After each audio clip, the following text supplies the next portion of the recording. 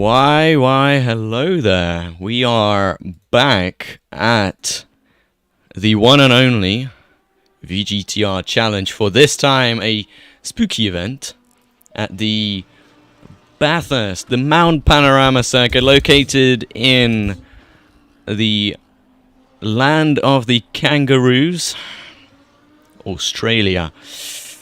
We have currently 24 teams running in this event. It is a 3-hour event that will have a 20-minute practice, 30-minute qualifying, and you guessed it, 3-hour race where drivers will have to be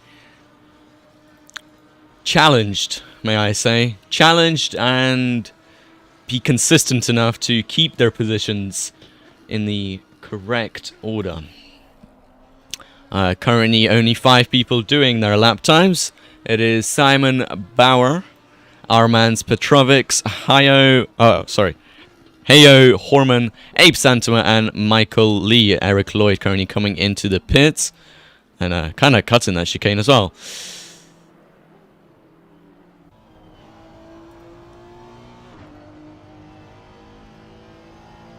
Seems like there is no problems on this end, so that is already very good.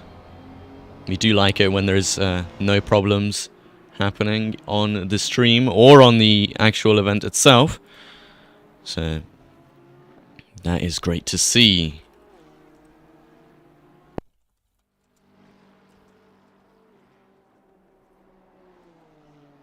And we can also notify everybody about the stream as well. Get some more viewers looking at this amazing race.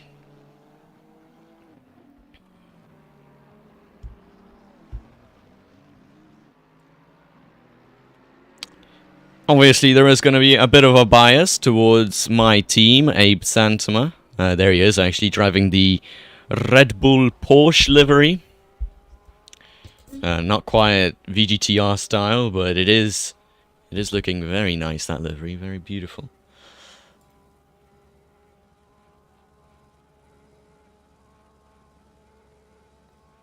And currently doing a 2:04.1, so not the greatest of lap times, but I do think that he can improve and possibly set a much quicker lap time than that.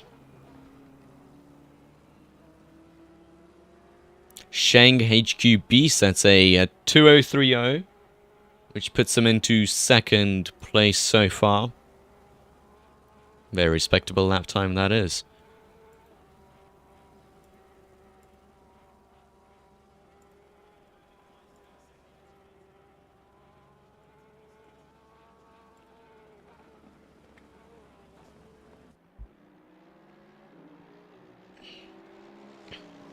And there's also going to be a nice range of spooky liveries on the track, hopefully.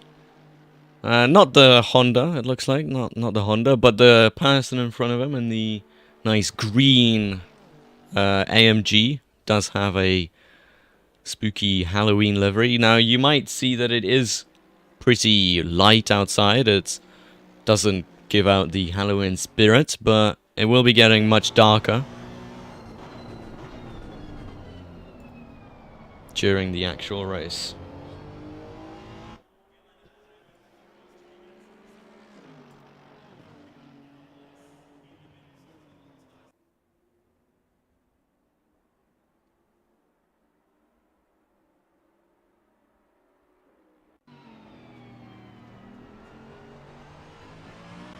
One of the ZDR boys out on track right now as well. Currently 8th with a 2:06.1, which is a pretty decent lap time for a fast track condition. Alexander Fedontkin, oh god, I can't say that name. Fedotkin, 2:025, driving the BMW M4. Very, very great car that is.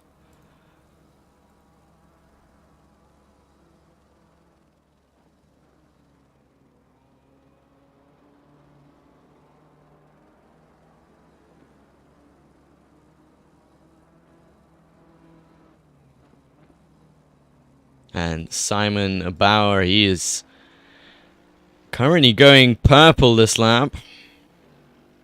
Might see our first 2:01 in this race so far.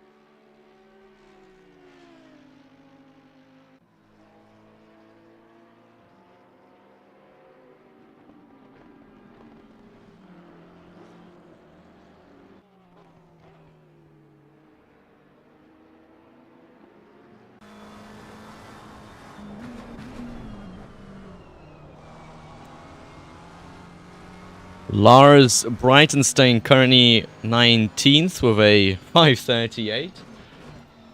Not sure if that's a totally complete lap. I don't think that's their representative lap, but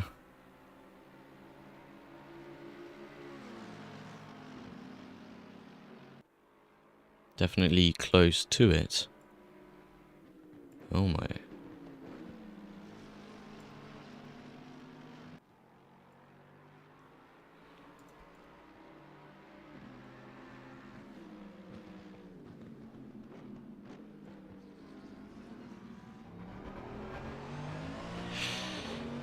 Michael Lee given the position to the Mercedes, the very nice green Mercedes in front. And we can actually have a look at what manufacturers are in the race right now.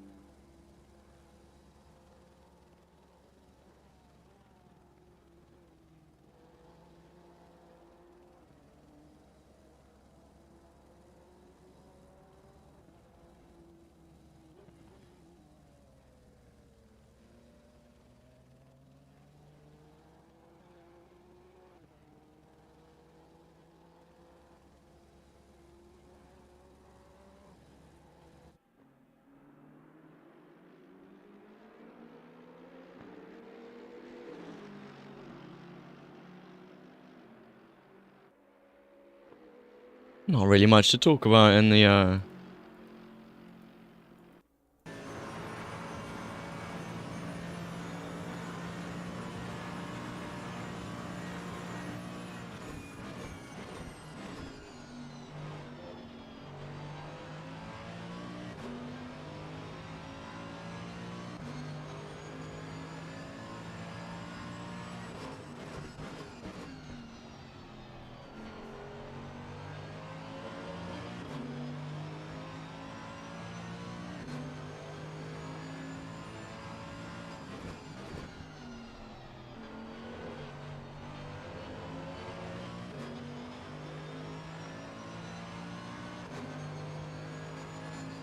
And there is 20 seconds until the driver briefing will happen, so we'll probably see a massive decline in actual people out on track. Actually, already a lot of people going back into the pits.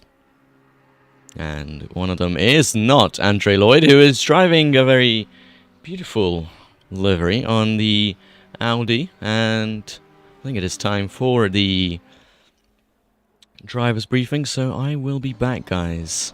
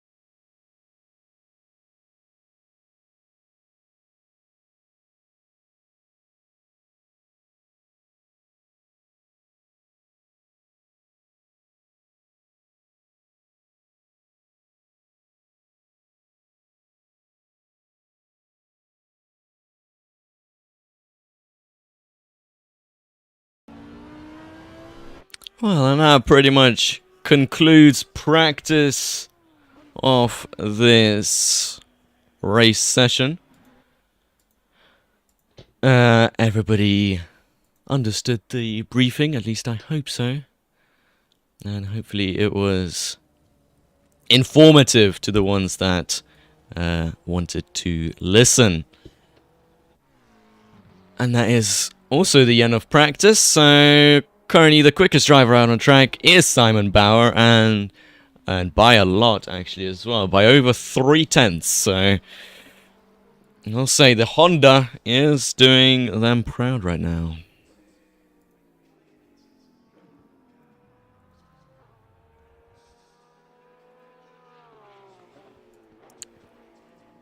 And actually, we can probably have a look. Oh no, we're gonna have a look at deliveries actually during the track walk. We're gonna have a look at them right now. Maybe we'll have a look at people that are in the pits. Is there enough time to do so? I think there will be. Right. Let's have a look. This is Simon Bauer. They've got a very nice... I think, yeah, this is the Writer Engineering Honda car. So that is a very wacky livery, but it is very beautiful. Nice orange and black, Halloween styled. And then we have number 11 with Tom's Racing on the left, I think. And we have just a regular number 84 livery. Oh no, they didn't leave. I think it's just my autopilot kicking in, right. Number 84. They have a very just normal livery, I'd say. And that is Regimentus Milnes. Then we have Alexander Fedotkin with a also pretty standard livery. It's looking very clean, very nice.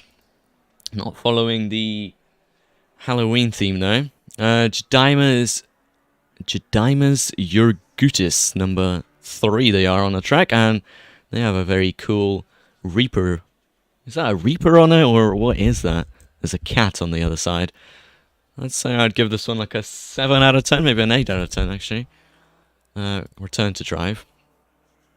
What other liveries? Oh no, we're going on to the track as well. I think, is it time for qualifying already?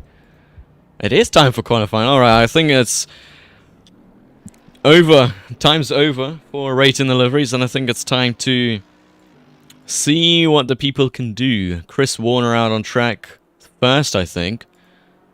Oh.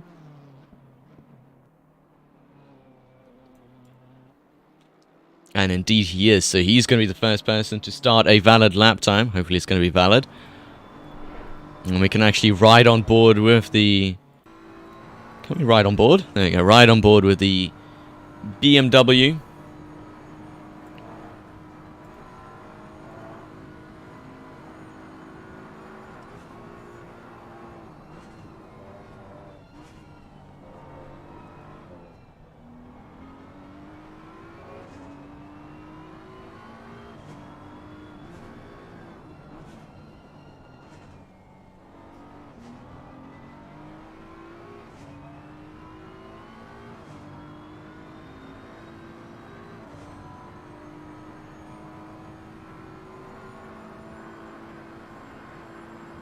Alright, Chris Warner just wrapping his outlap is... Oh, well, outlap.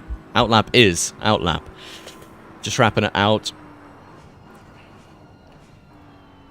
And we'll start his proper lap time, proper flying lap, in just a moment.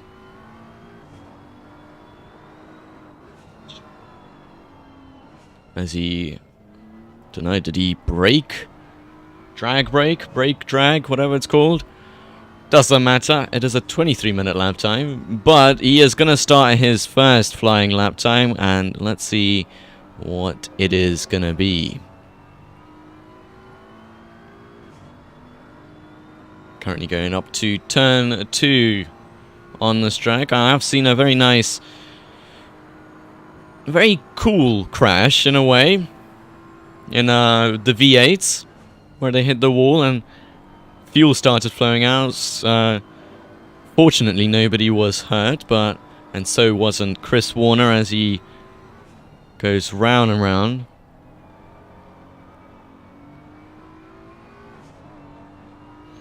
Up through the hill section. I know there is some weird names for these. I only know really, yeah, these ones. The Frog Hollow and the McPhilmy Park going into Skyline. Skyline because you can't see the horizon. And then down into Dipper. Very nicely taken. Not hitting that inside wall, which is always beautiful to see. And up towards Forest Elbow. And having a very nice exit out of that corner. Down through the Conrod Straight, where most cars hit about 270 kilometers per hour. And we'll see if he can do that as well. Well, probably will be able to do that indeed. 275, 276, 278, 279. The BMW was able to hit as he comes through the chase. And up to the final corner, which is actually called the Murray's Corner. And we'll see what this lap time is. And I think it is actually going to be a very nice 2:01.18. That is a stonking lap time, but what can Schmidt do? He is only able to do a 7:28. I think that was an outlap. Abe Santom able to do a 2:02.0, which is over 9/10 slower than Chris Rise. Felix Palin, what is their lap time going to be? It is going to be a it is going to be an 8 minute. It was an outlap. Heyo Horman. I think this is a proper lap time here. We'll see what they're able to do. Will they be able to take pole position? I don't think they will be. There's going to be a 2:02.7 behind them. Miroslav Zurkovic, 2:03.1. And then number 65. And there's going to be an outlap for them. Number 720 is going to be a 2:03.7, very respectably. And number 144 going to be getting a 2:06.6. Definitely some problem there. And number 13, it is going to be their proper lap time here, and it's actually going to be a very good lap time. It is going to be a 2:05. Wow. And that was an outlap by them, and there's a lot of people crowding around. Look at that, everybody doing their lap times. You can see what Jedima's Urgidis is going to be doing. No, it's just going to be an outlap. And Hans and Oliver. We already got a fan club for Hans, Oliver, and Heyo. I hope I'm saying Horman's name right. Heyo. Might be completely wrong. Yes, alright, great.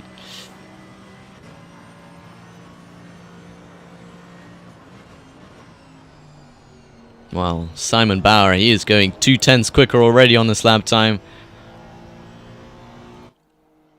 He's going 2/10 quicker than a 2:00.5. That is very, very mighty from the Honda driver. I think they might be doing it alone as well.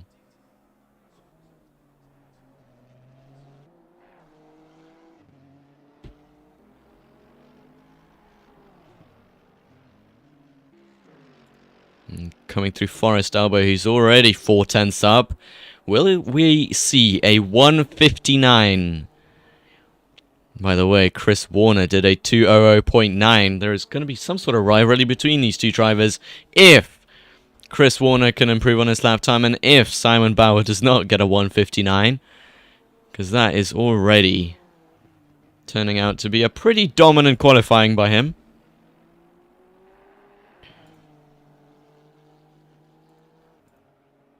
And he has lost some time, but through the final corner, will they be able to gain 2 more tenths in order to set themselves up into a 1:59? No, they won't, but it's definitely going to be super close, and it is a 2:00.2, over 7/10 quicker than P2, and over 1 second quicker than third place. I'll be surprised if anybody can even try and catch up with this person. He's absolutely flying. And where is Abe Santama? Abe Santama actually very far back. I'm not sure where he is. Oh no, he's 4th place. Okay. Currently not setting a faster lap time, but Roland Schmidt, he is. He's going 4/10 quicker on this lap time.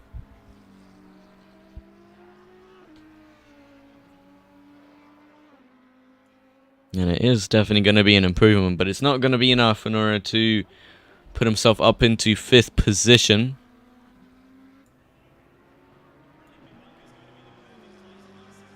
And it's going to be a 2:02.7. It is an improvement, but not enough.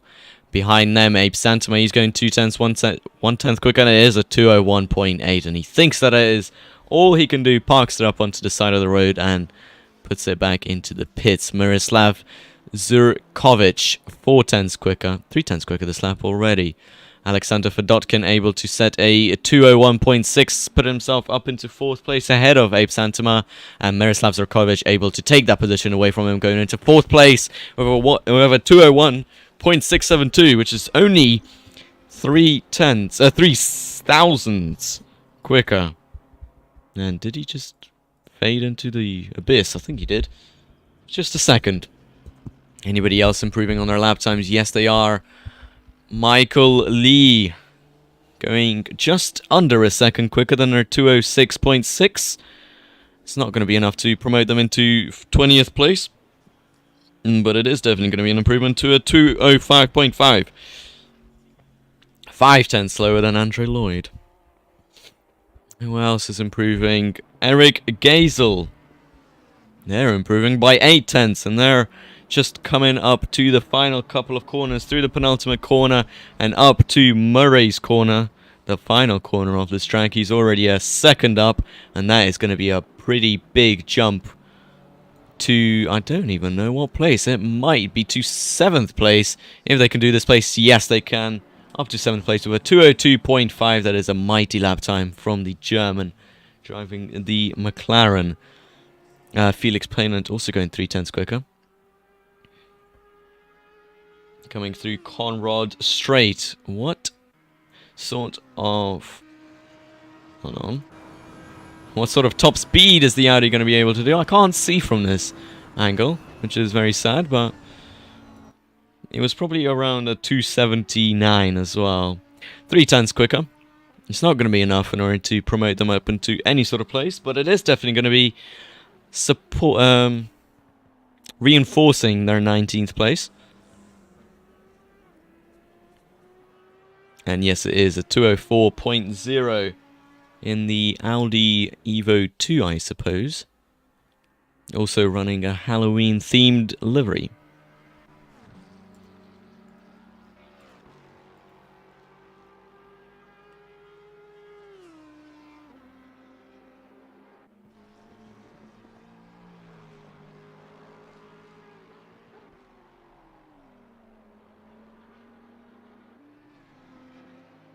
Chris Warner is improving on their lap time, going 2/10 quicker as they come up to the Conrad Straight as well. And they're going to be... Actually, let's have a look. They're probably going to be hitting around 280. Now, with this camera angle, you can see properly what sort of top speed they are hitting. And it is going to be a 274, 5, 6, 7, 8, 9. And it was, for a second, 280 kilometers per hour. But just about 1/100th of a second, I'd say.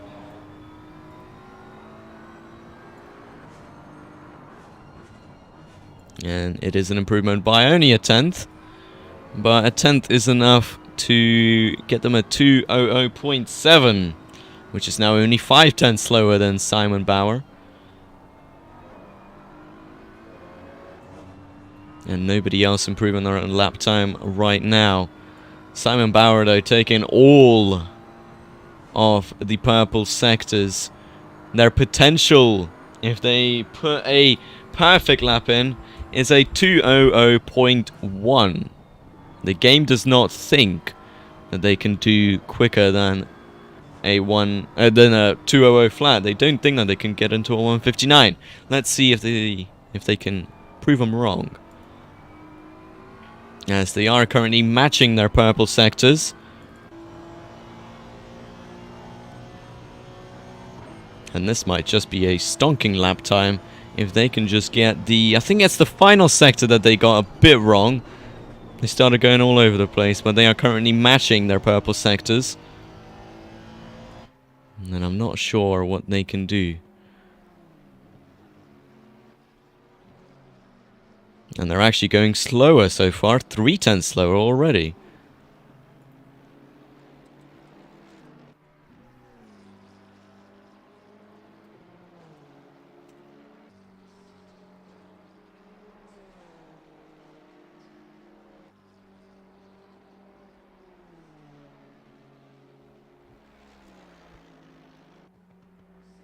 Yeah, 1.1 seconds slower this lap, which is really uncharacteristic by Simon Bauer. I'm not sure what's going on behind the scenes. Maybe they're running used tyres. Not sure. Hans Coe, though, they're going 0.2 quicker. Not going to be enough to put them into the contention for P2, but it is definitely sizing up to be a good lap time. I was just saying that they're not going to be in contention for P2.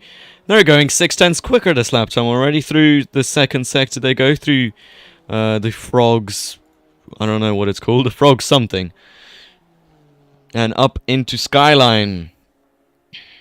One of the hardest corners on this track to get correct. And down into Dipper, where you just need to get it pixel perfect correctly. And they do so very well.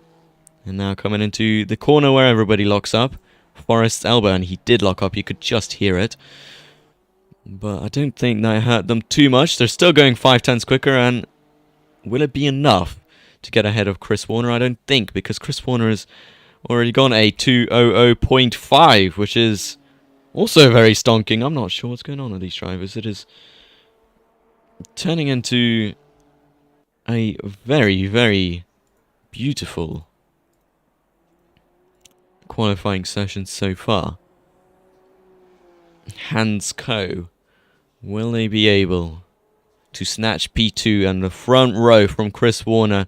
0.6 up on this lap time already. They did go into a wall this lap, so they might be able to improve further, but it is not enough to get them into P2 as they just did a 2:00.7. Now I do say it is just a 2:00.7. It is great. That is a great lap time. I'm not sure anybody would complain. I surely wouldn't, because my quickest lap time on this track is like a 2:02, and I'd be way down the order.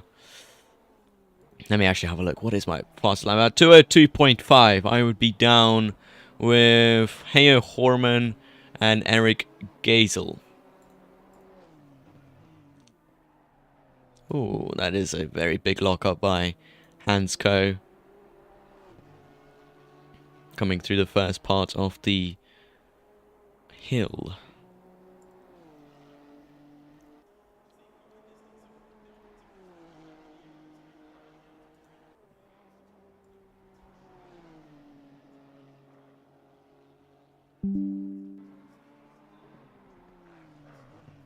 Is anybody improving on their lap time? Yes, they are. Yanis Poos McCanns is improving on their lap time right now by 0.8.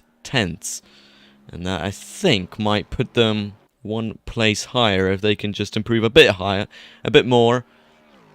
Andre Lloyd as well is improving by 0.4, but that's not going to be enough for him to jump Yanis.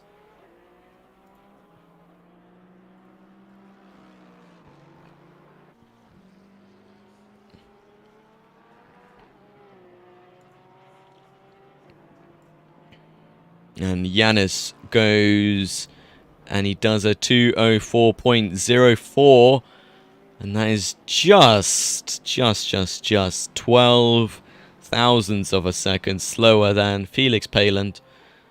So they won't be moving up a position this lap, but they still have just over half, or just under half, the qualifying to improve on their lap time.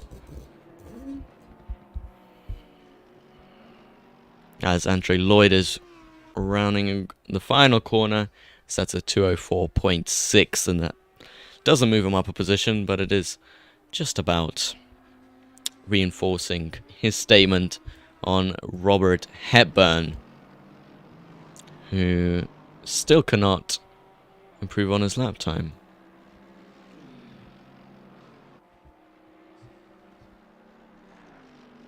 Heyo Horman is improving just by 2/10, and then actually as I moved towards them they started to lose time, so apologies to all the Heyo fans. I have yet again done the commentator's curse.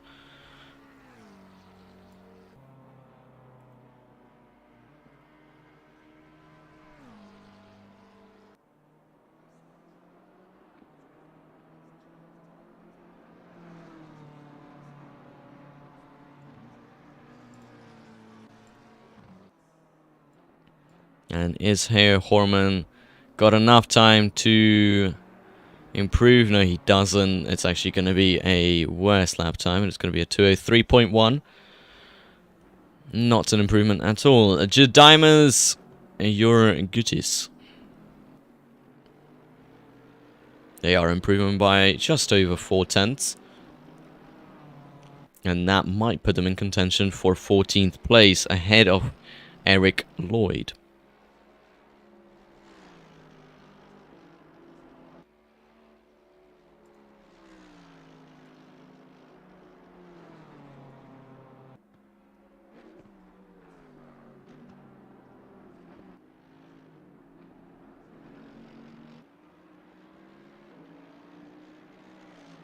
Ooh, and Abe Santama and Leon Staplefeld have switched drivers.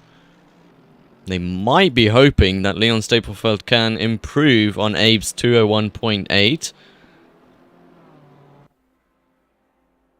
With Leon Staplefeld. Now, Jedimas Jurgutis, 6/10 quicker, and that might put them very high up the order right now.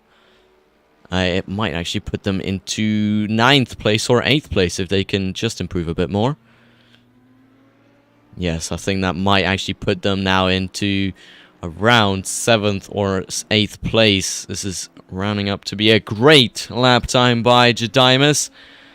And what will it be? How far will they jump? And they jump to 7th place ahead of Shabo Ugurguli with a 2:02.2. Now they've got a long road ahead in order to get ahead of Leon Staplefeld. They have to improve by over 4/10. I'm sure they can do it.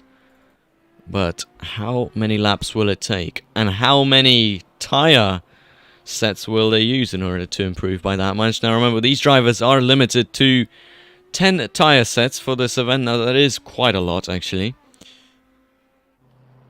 because you can use 3 tyre sets in the race if everything goes to plan.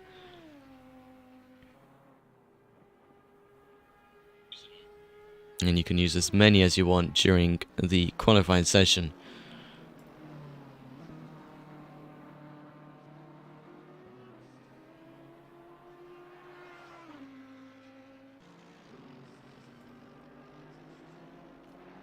Armada's Petrovics is improving right now. So is Bob Sponge.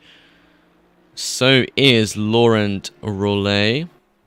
And so is Alexander Fedotkin. He's improving by 1/10. I was about to say 1 second, but it's 1/10 that he's improving by, and that might put him ahead of Miroslav Zerkovic if everything goes to plan again.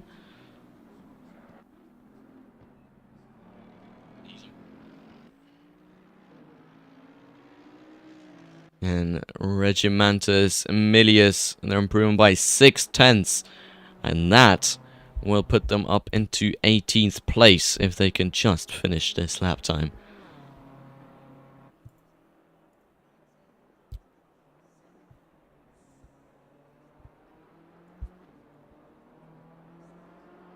And indeed, it seems like it's going to be a valid lap time coming across the final corner and onto the finish straight. And they will be moving a couple of positions, and that is up to 19th place. Sadly, they're only 17 thousandths slower than Armand's Petrovics.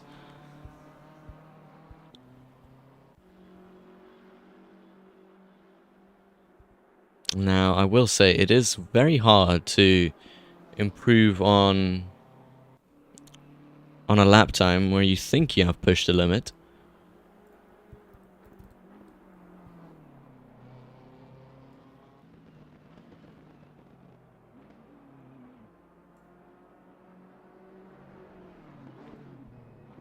And most of these drivers are thinking that they've pushed the limit. Who's that in front? That is another BMW.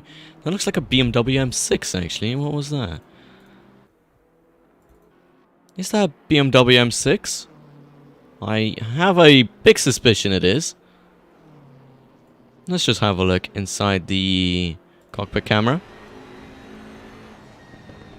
And it is a BMW M6. Ooh. A very, very quick car down the straight. And actually, we can have a look at how quick it is down the straight. Maybe we can get the dash camera. Yes, there we go. Alright.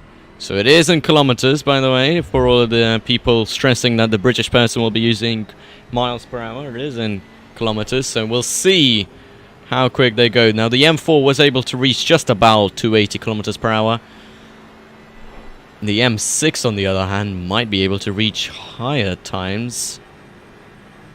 Oh, and it's not. It's only able to do about 278. Very weird. Well, that's beyond the point because Regimentus Milius is 8 tenths up, and that will promote them pretty high up the grid and puts them up to 13th place. Armadas Petrovics also going 6 tenths quicker. That will promote them just about 17th place, I think, if my maths is correct. No, my maths was not correct, but they're up into 15th place, so my maths was just below average, and that was a good surprise then.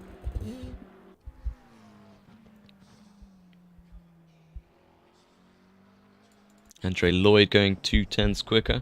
Not going to be enough to put them any position higher, but it is only through the first couple of sectors, through the second sector actually. They're coming up to the final sector.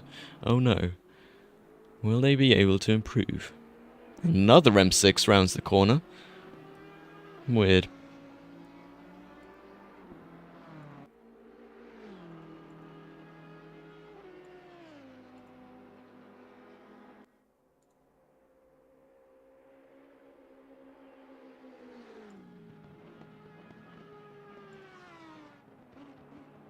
And Andre Lloyd, are they still improving on their lap time? Yes, they are. They're going 5 tenths quicker.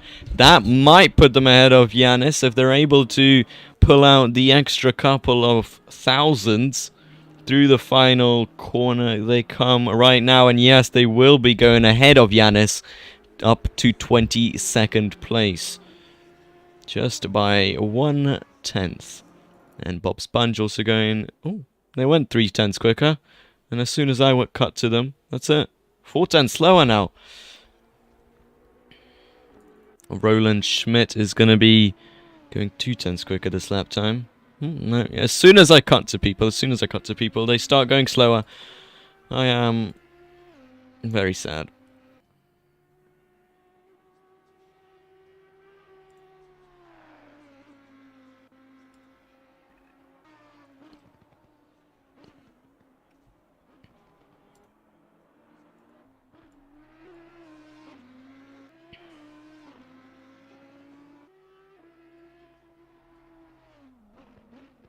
Actually, a lot of people actually now coming back to the pits. I don't know why I repeated the word actually. Because actually, they're going back to the pits, if you didn't know. Roland Schmidt, though, not improving, but not going slower. So they might be leveling out on the same sort of pace that they had on the last lap. Which was their fastest lap. And there's so many... Oh... There's 4 people in the 202.4. So if any one of them improves by a tenth, then they will be moving quite a bunch of positions. Especially Roland Schmidt. Will they be able to improve by just a couple thousands? They don't. The Delta lied to me yet again.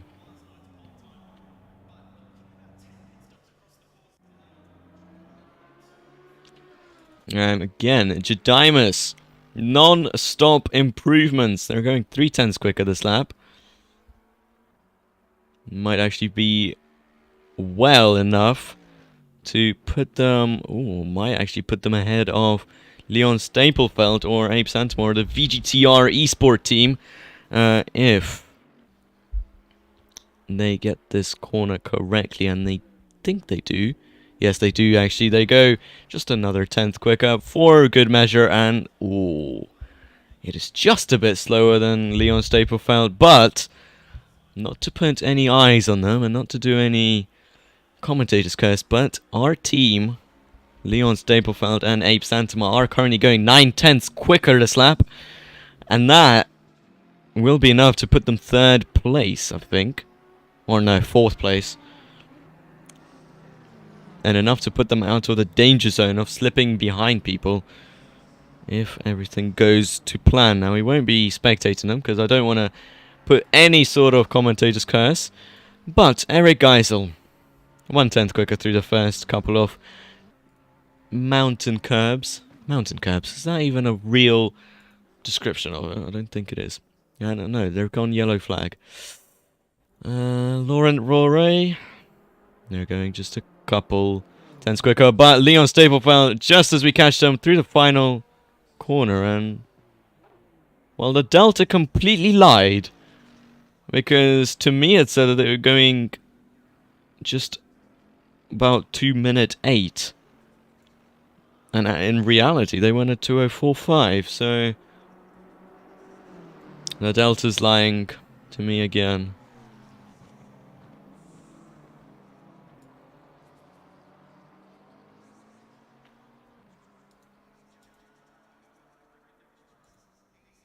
Carino Sim Racing saying, have fun, lads, and I do agree with that message. I think the main reason to be racing here is to have just a bit of fun. I know that it is competition at the end of the day, and that everybody wants to have the win, but it is virtual racing. There's no money on the line. Nobody paid to win. Nobody paid to participate. Was what I wanted to say. Nobody paid to participate, and no money's going to be lost. So it's just a bunch of fun on the Halloween Eve in the dark, and the qualifying has now actually come to an end.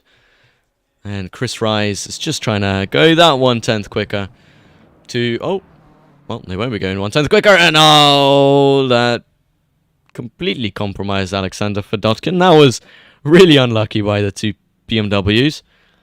Chris Warner going up and around. I actually want to see this. So there we have Chris Warner coming through Skyline. This is a replay. And through Dipper they go. And did he just hit the... they hit the inside wall, and bosh, the car went around. And that has really compromised Alexander Fedotkin. Unlucky for the two BMW drivers. Mostly trying to see if I can survive 3 hours by myself without going mad. Carino Sim Racing. Now I just want to have a look at who that is. I am very, very sorry that I don't know who you are. Bauer. Oh, no. Oh, it is Simon Bauer. The fastest person on the grid. The person with a lap that is over 3/10ths quicker than everybody. Wow.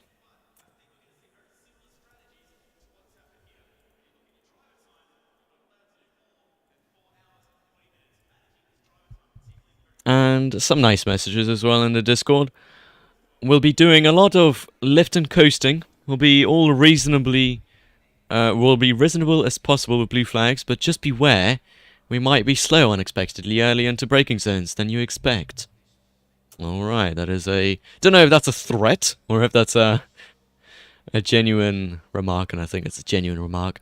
Lloyd saying, can drivers do your best? Try to not take out the brake boards, please. Now, that is really annoying when people take out those stupid brake boards. And we get to listen to that painful person talk about the 12 hours of 12 hour of Bathurst, with the stupid audio sounding like it's from a Windows 95 computer. It's... I've been on this circuit for so long that I almost memorized what he says. Right, well, it is the end of qualifying. I can just pull up one little, don't know, media that was sent in during the race, during the qualifying. I think that is, yes, it is Abe Santama just jumping a bit, and that was the end of it. Wow, well, if you caught that, because I didn't, then it's just a Porsche jumping through the couple of corners. I have no clue why that was sent in. I didn't see it, so just wanted to share it here as well. Right. Actually, have a look at the liveries. I'm not sure why I'm not doing that. These are terrible, terrible camera angles. Can we have a good one? TV1, TV2? Nope. None of these are good.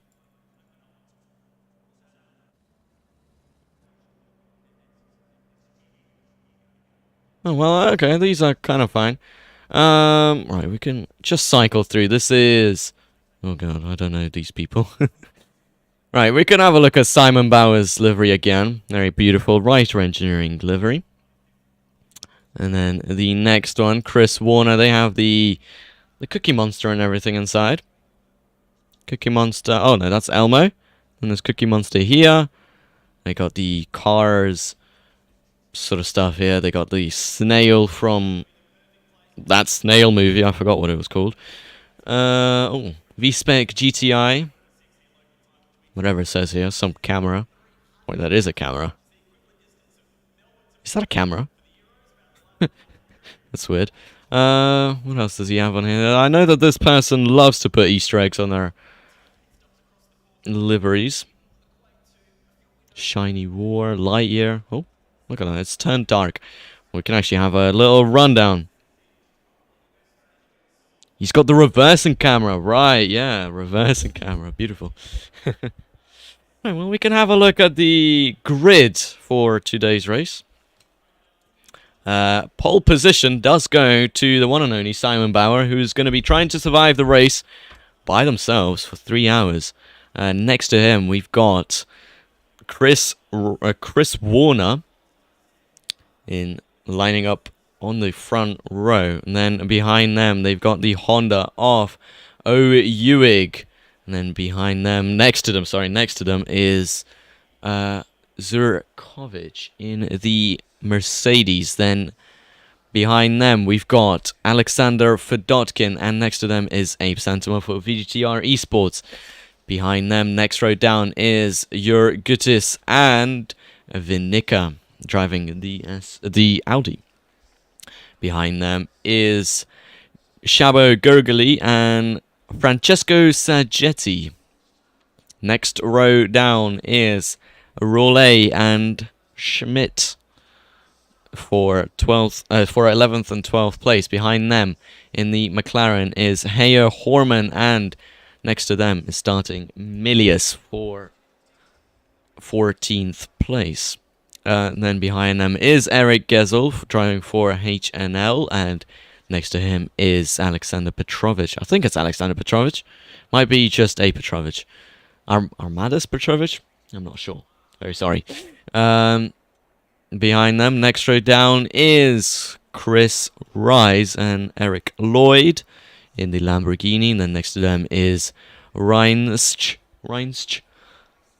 Behind them is Josh Buckwater of the Halloween livery, and next to him is actually Felix Paland with another Halloween livery, with a kind of Ghost Buster livery. Behind them is Bob Spunch with a beautiful orange and black livery. And next to him is Andre Lloyd with another Halloween livery. Also very beautiful, all made by Andre Lloyd, so well done to him for making beautiful liveries out here. Behind them, he's got Yannick Puz McCanns, and next to him, he's got Michael Lee And then behind them, he's got the number 60... Oh, 666. I actually don't even know who that is, because it doesn't go that far. Can we have track? Can we have timetable? No, we can't. Alright, great. That's very useful. Thank you. Game? Alright, well, we won't be rocking their names then. And their names are Jordi Res, and then behind him he's got Thilo Kosh, and final place is Shino HQB. Or is it HQB? It is HQB, right. Well, that is 27th place. The 27th place, the 27th team on the track. And we're just waiting for the formation lap to begin. Let's go ZDR. My first race with them when Eric Lloyd. Well, that is great to hear, and I'm wishing you all the luck in the race. Hopefully you don't get caught up in any sort of carnage that is Vgtr Bathurst. All I can say is, well, yeah, good luck. Because you're going to need a lot of it.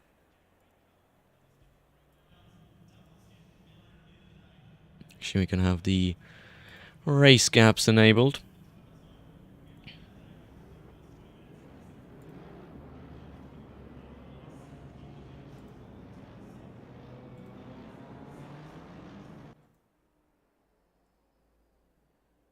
Oh, the nation. Oh, look at that. We've got so many nations out on track. One of them is Lithuania as well. Sadly, Matas is not watching this race, because he'd be very happy with a Lithuanian driver. So, I don't know. I guess showing what their country has to offer.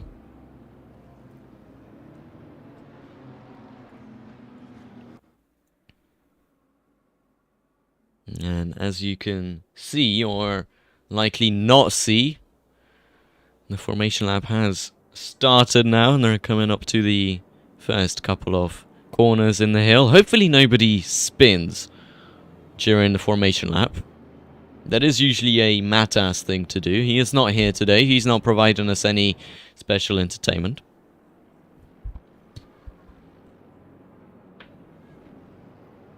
And I think I might just put my glasses on just for the sake of seeing the race start.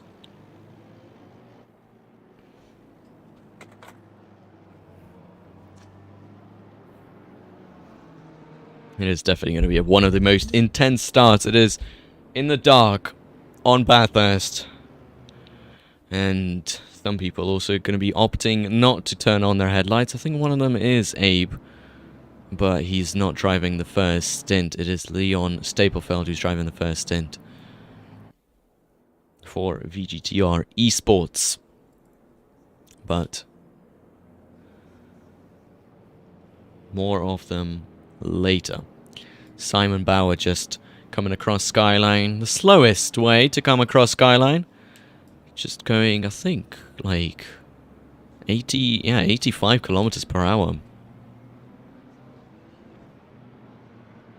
And coming through Dipper. This is probably one of the safest ways to maneuver around this lap, around this the circuit of Mount Panorama. Chris Warner trying to get ahead of Simon Bauer. I'm not sure if that's some sort of weird tactic that he's trying to intimidate his rival for the race.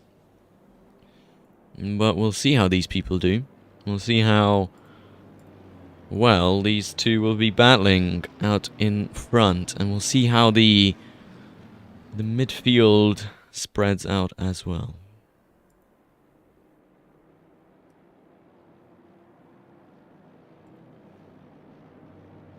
It is going to be a 3-hour race, so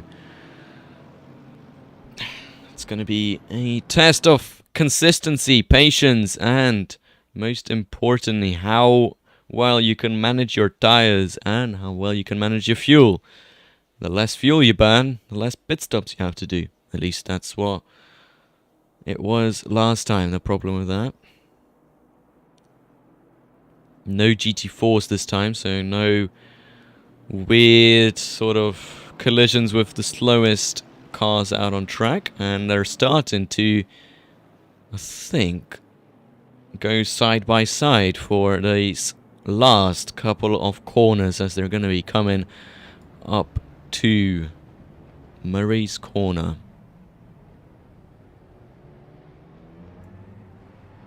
Hello? Don't ear motos. Not sure what language that is, but nevertheless, it is. Oh, don't hear the cars. That's weird. I can turn them up a bit.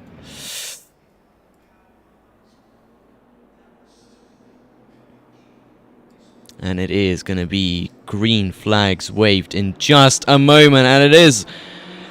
The race is underway. And we're actually just going to cut to the midfield, because that is probably where the most amount of carnage is going to be. And there's already contact with Chris Warner. And there's also another Honda going off. Oh my god.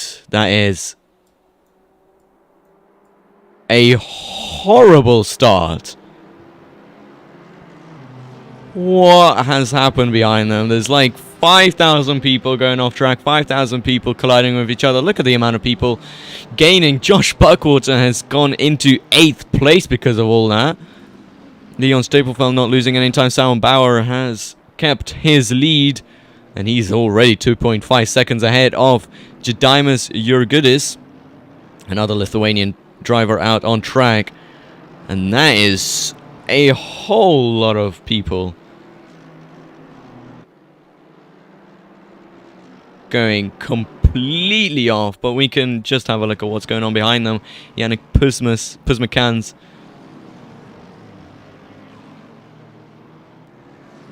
He's trying to battle for a couple of places. Oh no, Jedimas Jurgudis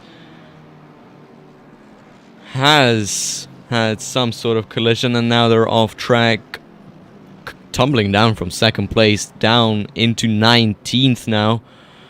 Joni Vinica closely behind the Porsche of Abe Santama, and down the straight they're going to go now, and it's not going to be enough straight line speed for the Porsche to keep the Audi at bay. And might they be making a move down the inside? And that is super close, but it's not close enough. And the Porsche gets to see another day. Josh Buckwater now tumbling down into... Oh, actually, no. Coming up into 7th place. Moving up 1 position. Now they're going to be trying to battle with Joni Vinica. But behind him, he's got Petrovics, who's going to be trying to go and make a move. Chris Warner is into the pits now. Probably for all of the damage that he had. There's a lot of people down in the pits. One of them is Hoya Horman, Michael Lee, Jordi Best, Bob Sponge, Laurent Rollet, and Chris Warner all in the pits. Just 5 people. And they're all suffering the inevitable wrath of this, well, amazing circuit. But Joni Vinica is closer than ever to the back of Leon Staplefeld. Might they be able to make a move down the straight? We'll see. As they come through these Frogs Bends, and the skyline coming up soon as well. Porsche having some instability. Eric Lloyd, Andre Lloyd, Eric Gesell all bringing out the yellow flag, weirdly, and they're... Oh no, what's happened over here? Oh no, what has happened over here? There's people turned around. A lot of carnage again. More people turned to the pile in the pits, I think. But never mind that. Joni Vinica is getting much closer to the back of Leon Staplefeld. And now, very, very close now. Going to be forced round the outside into the next couple of corners. Down the Conrad Straight. They do have them. And that is the inevitable truth of the Porsche and the straight line speed. But Joni Vinica makes a mistake coming out of the out of the straight, and now Leon Staplefeld might be able to go around the outside of Murray's corner. Actually, no, he won't. Not enough speed in order to do that, but now he's slipstreaming. He's slipstreaming, forced to go around the outside, and Josh Buckwater now also diving down the inside of Leon Staplefeld. That was a very, very brave move by Josh Buckwater. Now up into 6th place. Well, very good from him. He has gained over 13 positions. And behind them, got a battle for 8th and 7th place. And that is also with Leon Staplefeld.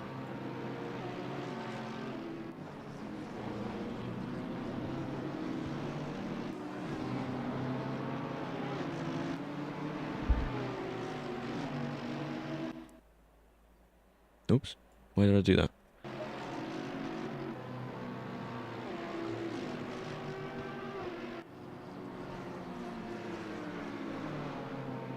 Daniel Reigns, she's getting much closer to the back of Petrovics. As they come down through Skyline, it seems like Reigns is able to carry way more speed and then come down through to Dipper. And he is closely following behind, now down into Forest's Elbow. They are just a couple of meters between these two drivers. Now Daniel Reigns is able to have the slipstream down through Conrad Straight.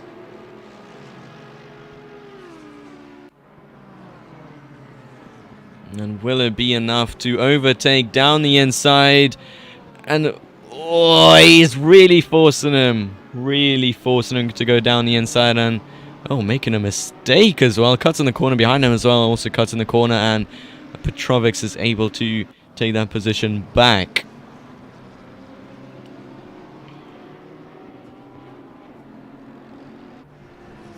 And it seems like it's also going to be a pretty long day for Chris Warner, who's now down in 23rd place after fixing all of his damages.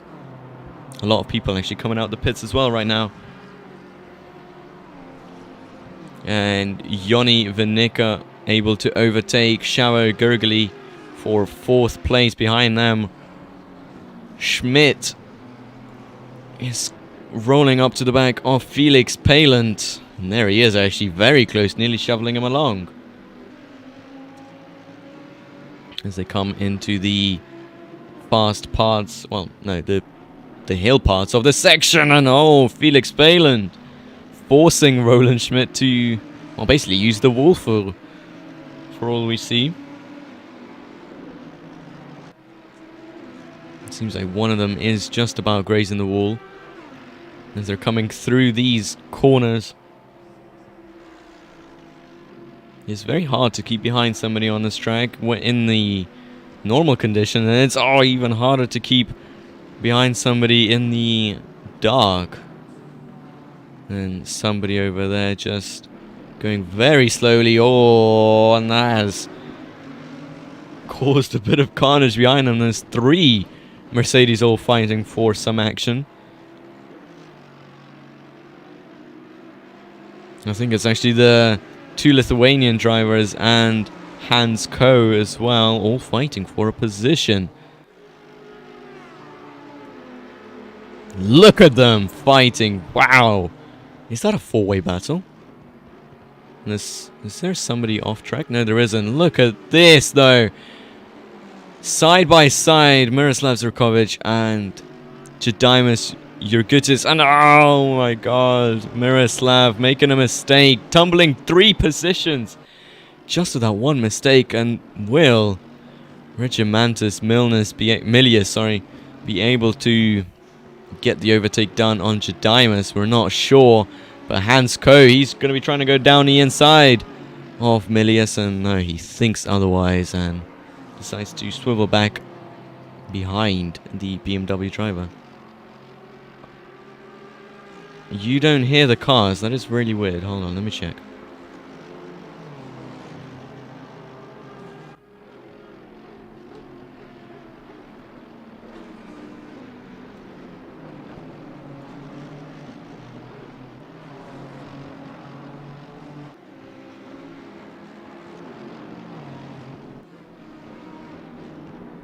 Let me see.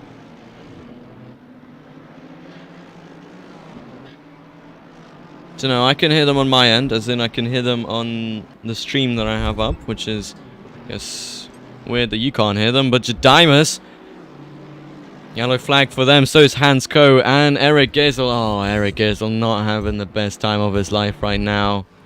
What has happened to Hans Coe? They're going very slow, very, very slow. I'm not sure what's going on with the Honda.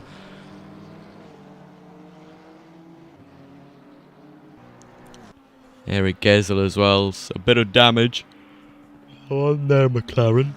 Pardon me. Josh Buckwater having a yellow flag. So is Shabo. Oh no, there's more carnage going on. And it's only the first couple of minutes of the race. What is going to be going afterwards? Ah. Josh Buckwater. Also involved in that. And Felix Palant. And, oh, there's Josh Buckwater actually over there. Jedimus Jurgutis. Also going very slow. Seems like... I think you should stick to the surnames of the Lithuanians. The game volume is very low compared to your voice. Oh, my bad. Right. I think you should stick to the surnames of the Lithuanians. The names are hilarious to listen to, though. Well, I'm not sure. What would you say, Jedimus? Or is it Jedimus? Jediminus? Not sure. You know, I'm Slavic myself. I should know these things. The I is soft. Jedimus. Jedimus Jurgutis. Anyway, well, we got Felix Palant. And they are fighting for 7th place with Colin Schmidt.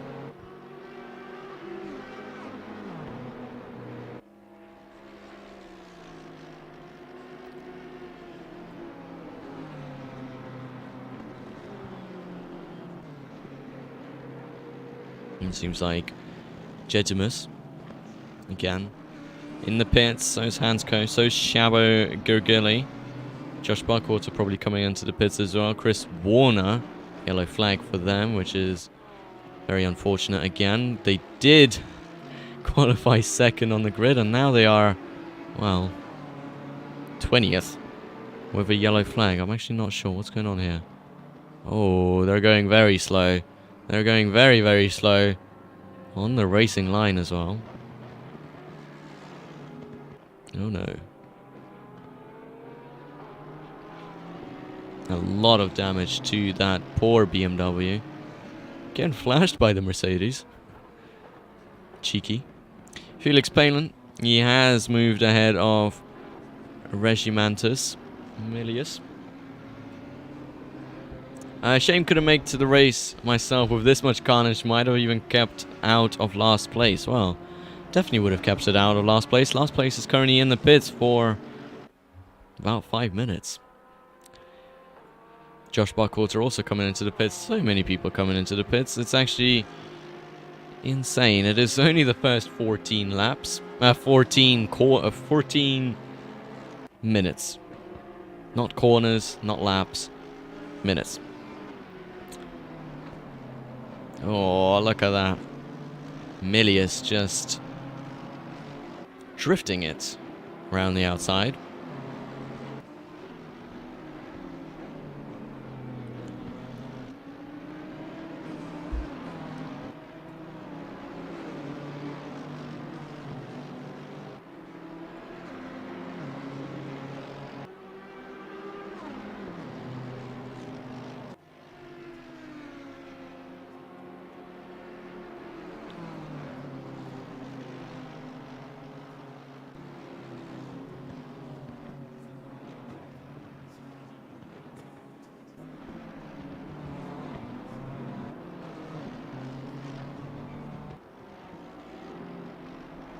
Miroslav Zurkovic having some sort of yellow flag with Felix Palant as well. Oh, must have missed that actually. I was just looking at Alexander Fedotkin's gap to P2 Francesco Saggetti. If we do remember, Francesco Saggetti has moved up an insane amount of positions, 8 positions. And we got our first retiree. Not sure who that is. Probably Chris Warner. I don't see them out on track. I think indeed it is Chris Warner who has retired from the race.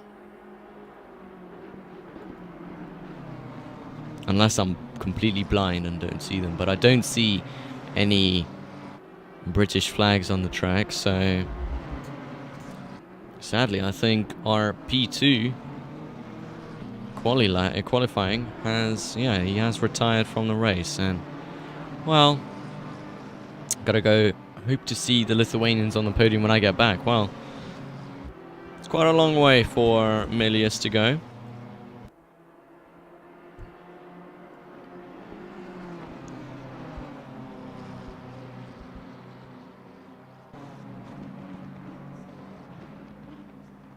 And Alexander Fedotkin actually did get overtaken by Yanni Vanica. Yanni Vanica making so many positions as well in this race. But they're soon to be caught up by the reality of Alexander Fedotkin's wrath as they come towards the Conrad Strait for the 7th time. But I actually don't think Alexander Fedotkin is catching up. On the other hand, Yanni Vanica is catching on to the back of Francesco Saggetti.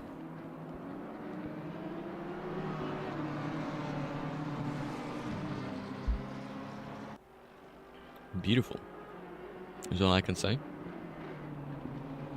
Simon Bauer already about 30 seconds ahead of P2, so just shows how dominant he is on this track.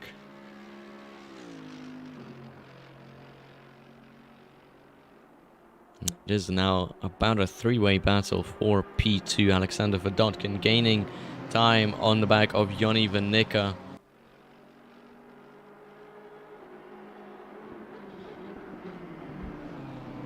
And they're both actually gaining time on the back of Francesco Saggetti.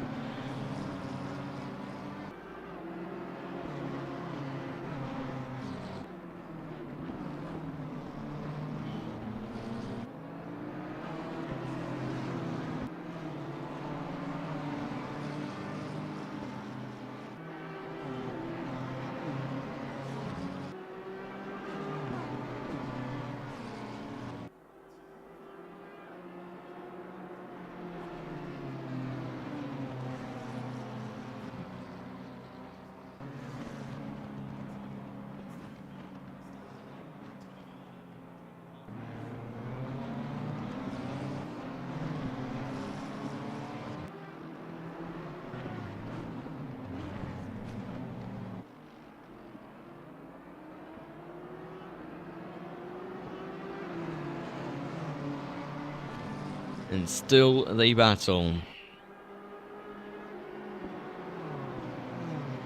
As Simon Bauer sets another quickest lap time of the race, only a 2:01.3.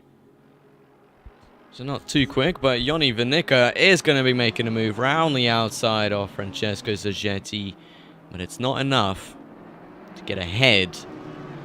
And now Alexander Fedotkin is going to have all of the time and gap in order to try and make a move into the final corner. He is going to commit, and is there going to be contact? No, there isn't, but it's going to be super close. Will Alexander Fedotkin get ahead of Yanni Vanica? No, he won't. He will be staying behind and will be forced to go round the outside of turn 1 if he wants to make an overtake done right here. And he might actually, because he's going to be going side by side drafting with Yanni Vanica. And it's actually set him up pretty well for the second corner.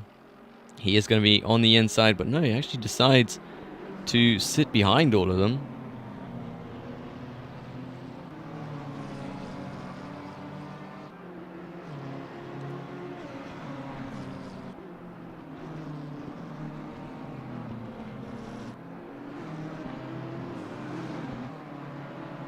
is now Laurent Rollet, and Theo Koch has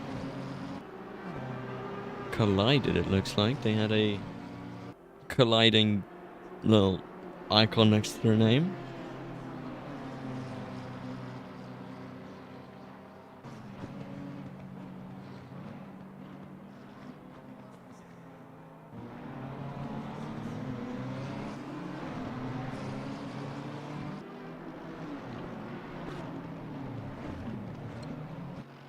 Still in very close proximity, these three drivers. Now it is giving Francesco Zaghetti all the time he needs to try and run away with P2, as these two, Alexander Fedotkin and Yoni Vanica, battle away for the last podium position.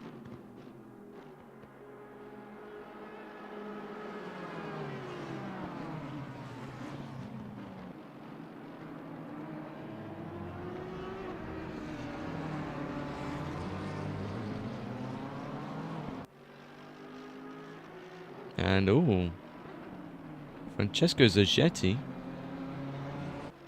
What happened there? Did they make a mistake? Because I barely saw that. I barely saw. I always keep on missing these moments. But Francesco Zaghetti now down into 4th place.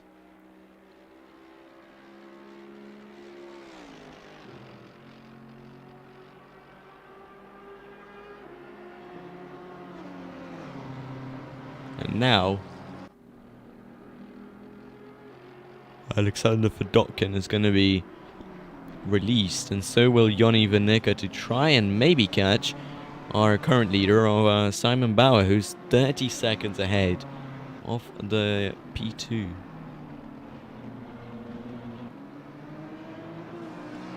But never mind now, we've got Roland Schmidt, who is in close proximity to the back of Daniel Reinsch. Daniel Reinsch is pretty close to Leon Staplefeld, but Leon Staplefeld has actually got a little buffer between him and Daniel Reinsch, so no worries there.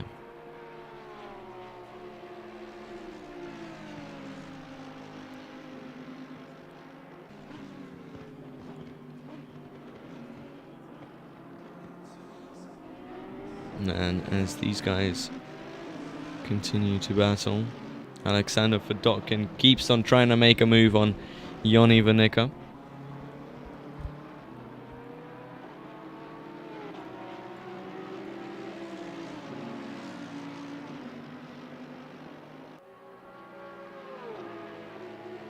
As now Eric Gazel gets overtaken by Yanis. And oh, he's actually dropping a lot of time, so I'm not sure. It might be a yellow flag, and it probably is, as Roland Schmidt rolls onto the back of Daniel Reinsch. Tries to get an overtake, but not enough speed down the Conrad Straight. Not enough speed at all, as Alexander Fedotkin is starting to really catch up to the back of Yoni Vanica, but I don't think he's actually going to have enough space into the next couple of corners to overtake him, so he won't switch to them yet.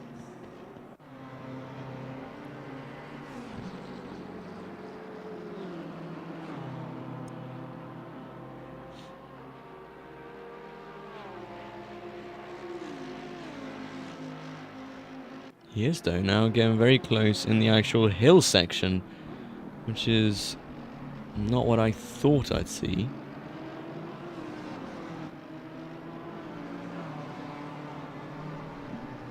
You can cut to Eric Gazel as well. Oh, his car is fully damaged. That is very unlucky for the German driver. Trying to limp back to the pits. Keeping it... oh, I was about to say keeping it on track, but not enough steering lock, I feel, in that damaged car in order to keep it on track.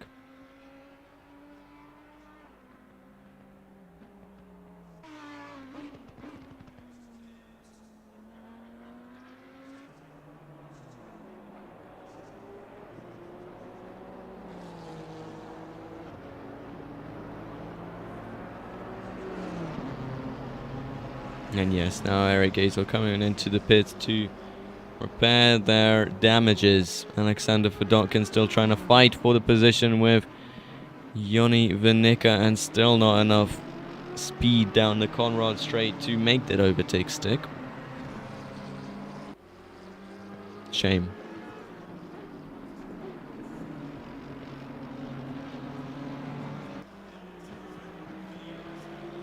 And Roland Schmidt now very close to the back of Daniel Range as they're coming towards the final corner.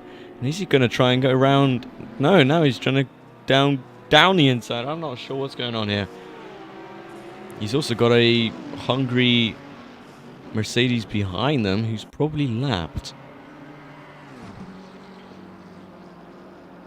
You've also got, there he is, Leon Stapelfeld right there. As now Roland Schmidt is trying to position his car to maybe overtake Daniel Range into the next corner. No, he doesn't. But who is that? Who is that behind them? Who's trying to overtake them constantly? That's I'm not even sure.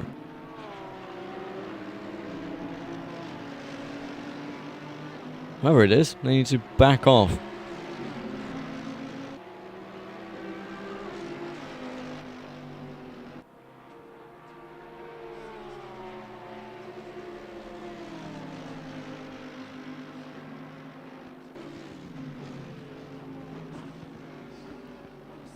And oh my god.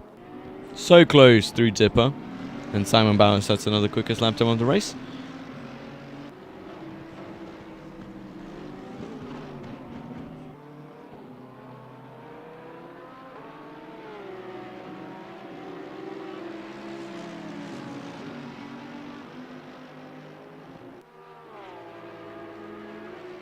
Oh, that is Miroslav Zurkovic who's behind them.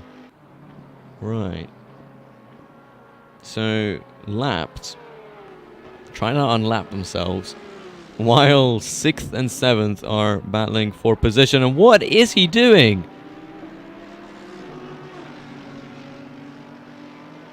Really, really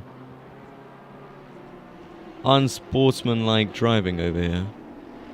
How is it going so far? Any darkness shenanigans? Well, yeah, there was actually a lot of darkness shenanigans in the first opening lap.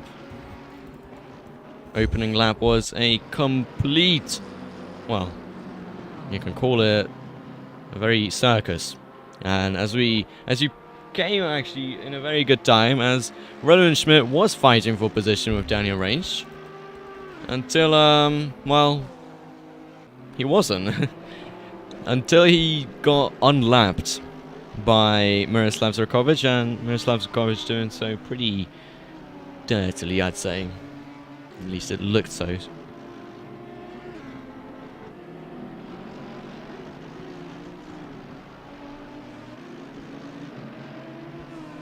There's been a one retiree so far, so not doing so bad on that side of things.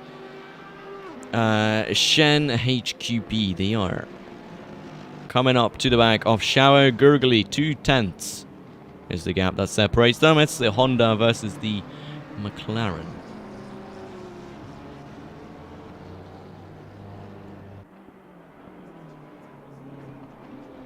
And hey, Horman also having some collision with another driver. I'm not even sure who with.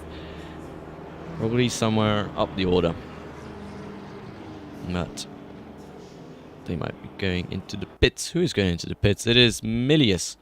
They're actually just coming out of the pits. Another Lithuanian driver. And now you might like that. Petrole. Spooky event. Well, it's been spooky to watch. It's probably more horrifying to even be in it. I mean, Chris Warner started P2 on the front row. Got taken out on the first lap.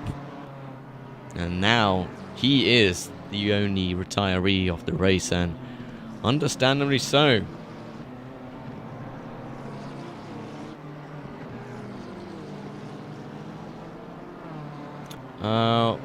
Wait, what? In game time? Is it actually? Is it fixed or moving? It is moving. But that is... It is not in game time, it is the time that they have to drive. Yeah, no thanks, this track at night, lol, yeah. Not a great track. Hats off to the drivers, yeah. Especially Daniel Range and Yannick Pusmakans, who have all gained over 10 places. Is it like 3 a.m. or something? It is currently 11:38 in game time.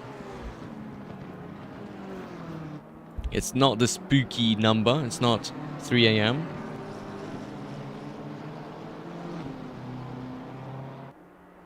But it is definitely really dark, and it's going to get darker than this. Now we can have a look at the conditions that they're driving on right now. It's optimum for once. It's still quite early. Yeah, it might get darker than this. But I don't think if any light can get in, then I don't think any light can get out anyway. So, since it is 100% cloud coverage. HQB now going side by side with Shower Gurgly down into the second corner of this track. Will he be able to pull out this overtake? Round the outside he goes. And it's just not enough space there in order to get that overtake done through the Griffin's Bend, that's called. Coming up into the cutting and into the quarry corner. Quarry. Oh, weird. Into Raid Park, and now I'm going to be going into Frog Hollow. They're separated by 4/10, these two drivers. Down into McPhillamy Park and through Skyline they will go soon. And who will have the balls to brake later? None. Actually, both are braking at the same time. Leon Stapelfeld on the other side. He is getting overtaken by Daniel Range and yellow flag, which I don't really like. Oh, and they're getting overtaken by Roland Schmidt as well now. It seems like they've had a stinker.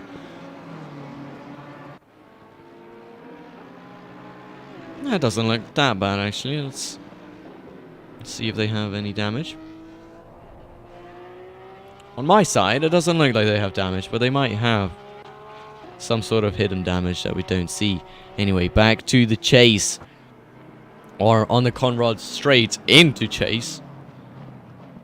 And Schenk HQB braking way earlier than Szabo Gurgely, the Hungarian driver, behind the wheel of the McLaren into Murray's corner. Now, hilariously, the corner which the drivers had the most trouble on the opening lap is called Hell Corner, which is the corner that Schenk HQB is going to overtake Szabo Gurgely, and behind them now they've got a Lithuanian of Milius behind the wheel of the BMW, who's going to try and take P11 away from Szabo Gurgely down the inside. Will he have the balls? And I think he does, just trying to squeeze on by, and he does so very, very maturely and ahead of Szabo Gurgely he is now. Beautiful driving, I'd say. Beautiful driving.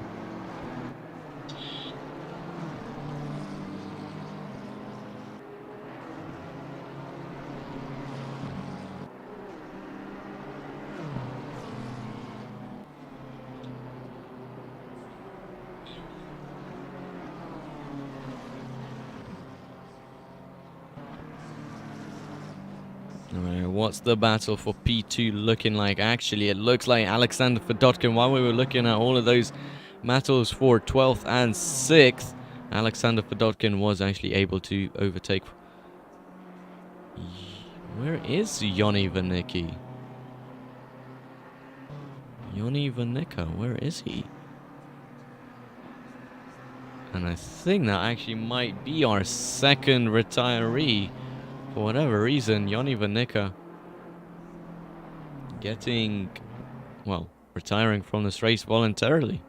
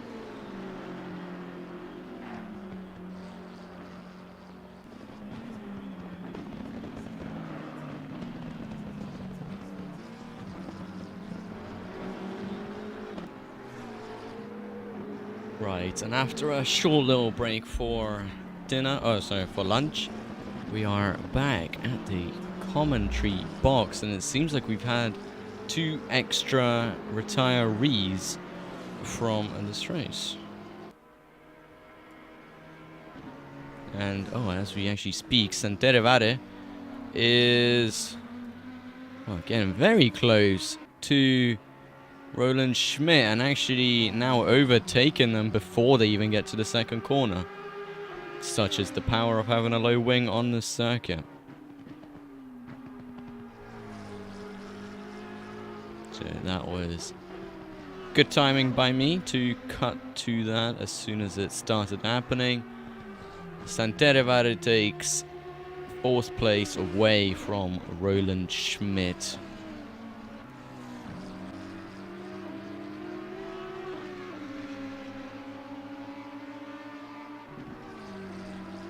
Josh Buckwater now also... another person retiring. Oh, wow, interesting. The mountains claiming a lot of people today.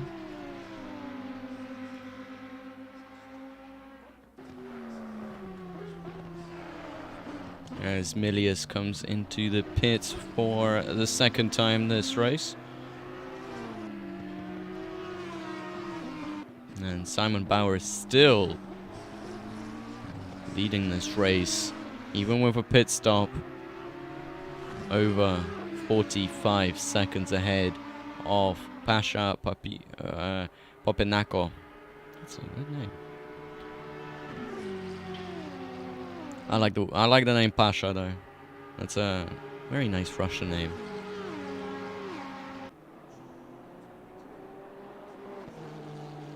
Now Santerevare comes onto the back of Eric Gilson or Lars Breitenstein to lap them.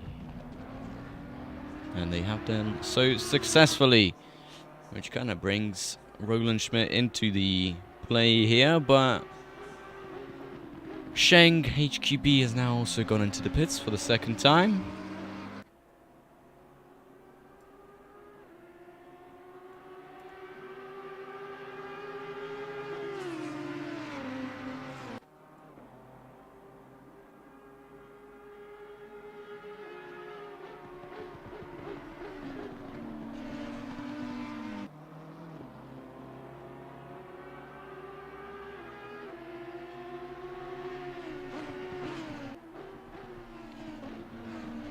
We can have a look at some other cameras. There you go, our rear wing camera, to see how Santerevare is just fading away from Roland Schmidt.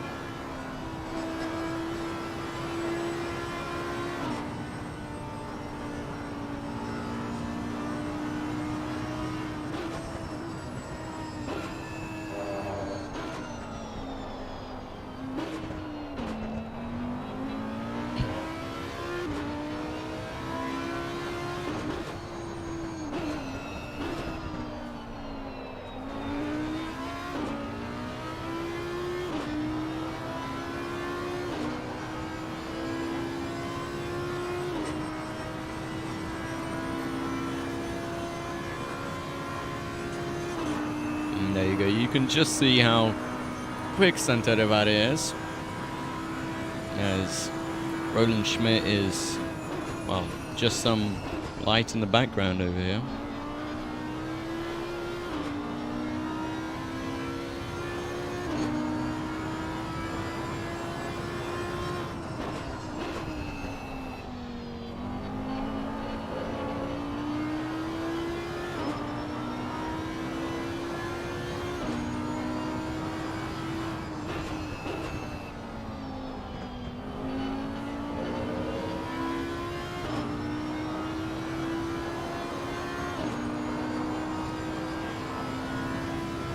Thank you, LS2 GTO 2006, for following us.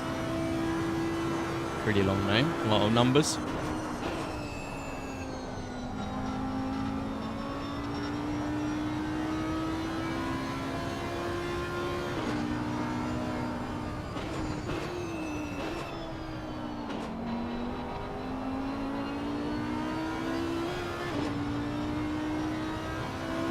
Andre Lloyd now coming in for his second pit stop, I think.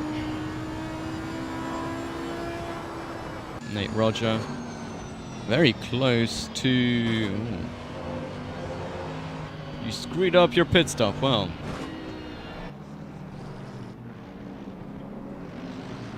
Oh my god, look at the amount of people going on here. As Nate Roger now overtakes Thilo Kosh for 21st place. Now, how did you screw up? I didn't select Abe's driver. Oh, no.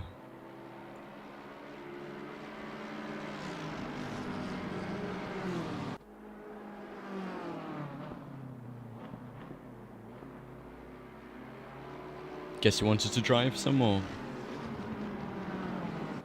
At least he has fuel. Yeah, that's true. For the first time in Vgtr, the driver that is on their stint has fuel that they can use. As we see Heyo Horman coming into the pits, and so is Santere Vare coming in for their second pit stop.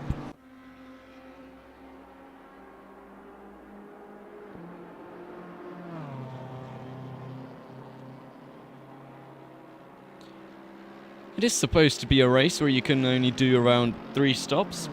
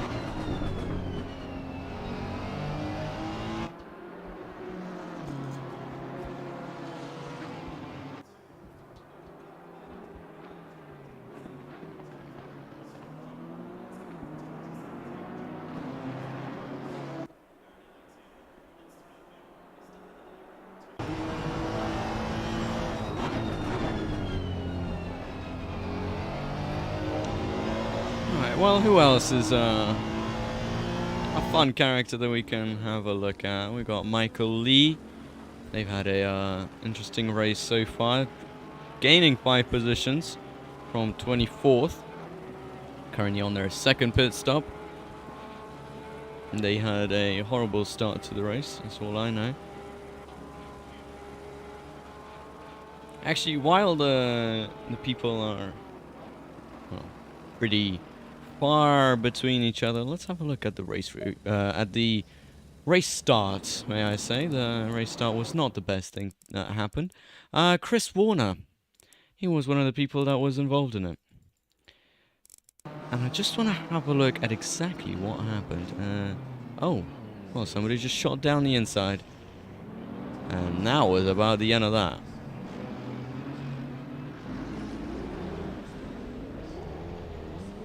Look at the amount of cars on the side over here. We've got at least 2 on that side. There's a lot going very slow.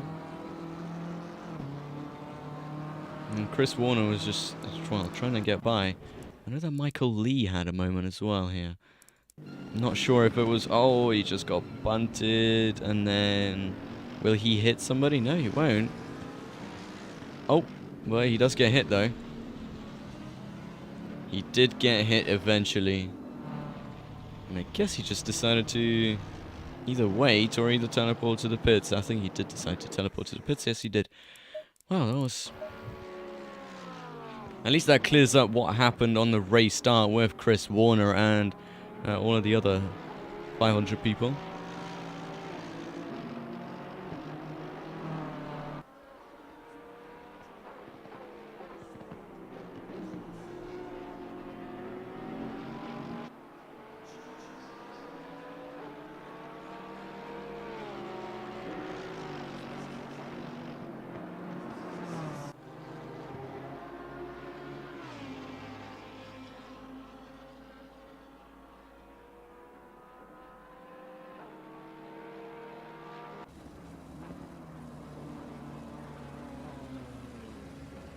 Oh, and that is Milius having a moment. Weird place to have such moment, but I don't think that loses him any sort of time.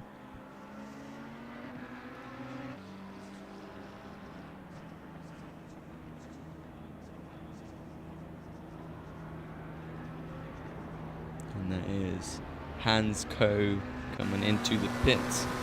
We're going to have a Shabo Gurgly, who has Felix Palin behind him.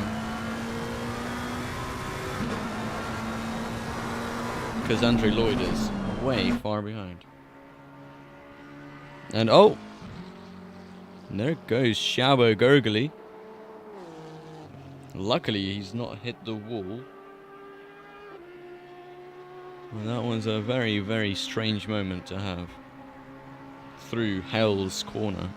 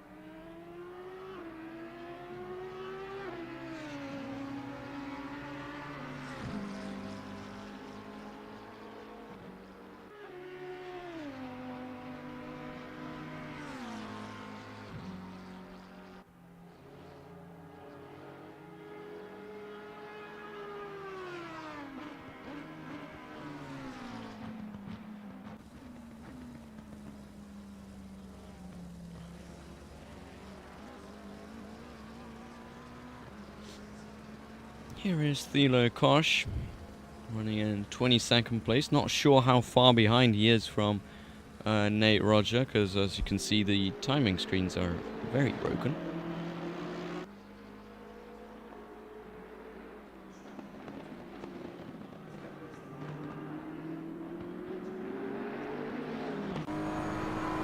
Here is Basha getting, I don't know, unlapped, I guess. Somebody unlapping themselves. I think that might be Sheng HQB.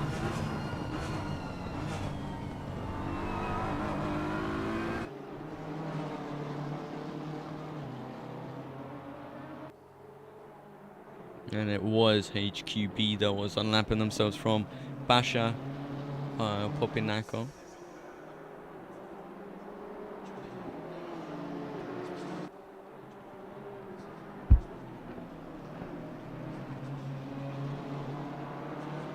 Simon Bauer still extends his lead to, well over 50 seconds. Nearly a whole minute ahead of Pasha Popinako.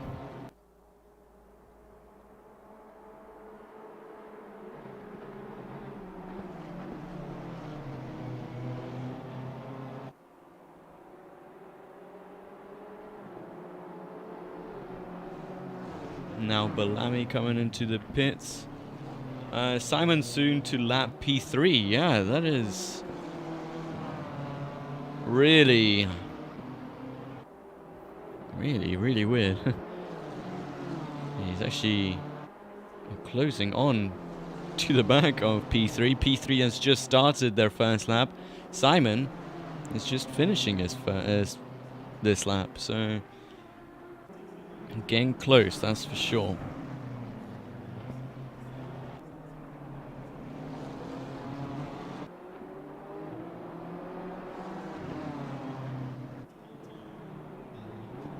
Still, these three, HQB, he is right behind Oliver Ewig. Oh, actually, Oliver Ewig is the people that are in front of Pasha. So that is why Sheng was so, you know, he was very confident and very graceful with his unlapping, because he really wanted to get to the back of Oliver Ewig. And will he be able to make this overtake done right now? No, he doesn't, but he's really putting the pressure on the back of Oliver Ewig into the next couple of corners. Eddie, is it Eddie's corner? Yeah, the final corner. Onto the finish straight. Oliver Ewig having a moment and into the wall, giving Sheng that very, very easy P6. Not having to do much there. But definitely the pressure caught up to Oliver Ewig and, well, resulted in them going into the wall.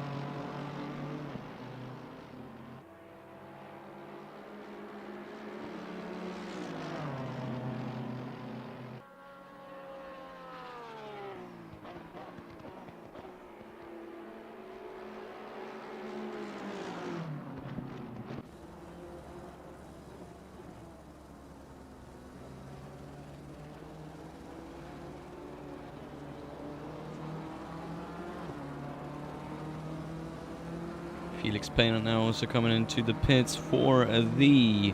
Oh, I hope it's not for any... Okay, it's for the third time. Oh no, for the second time, so... Pretty nice. Another retiree as well. Thylo Kosh bringing out the yellow flag. In the mountain area, actually. And they're facing the other way. He's going to be trying to reverse it and then try and put it into first gear. Look, there's people right there. Thylo Kosh causing a bit of nearly mass collision over there. And this is why I said that you can teleport to the pits, because look, there's another person now coming behind.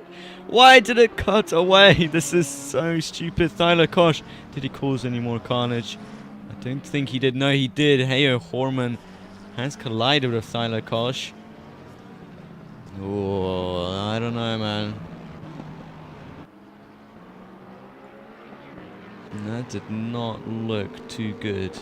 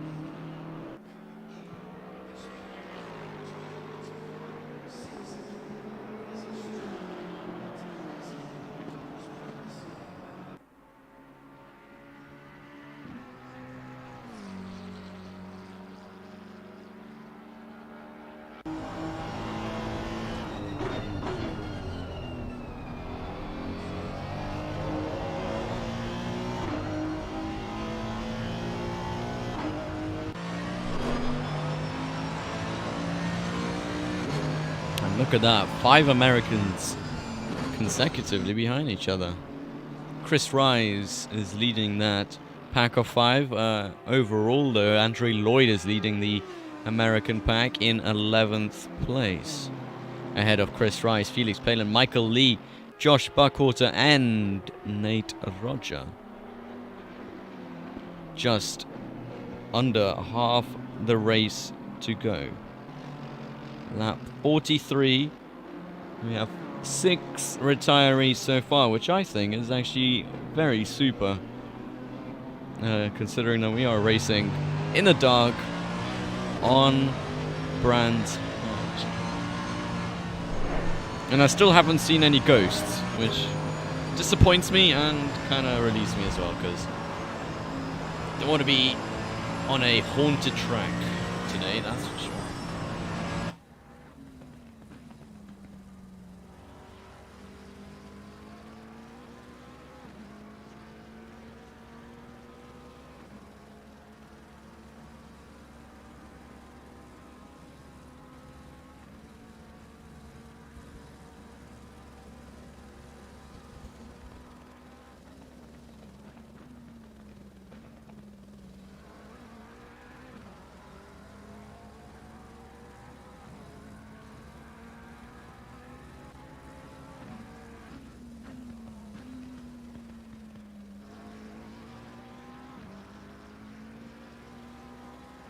Schenk HQB is also catching on to the back of Yanis.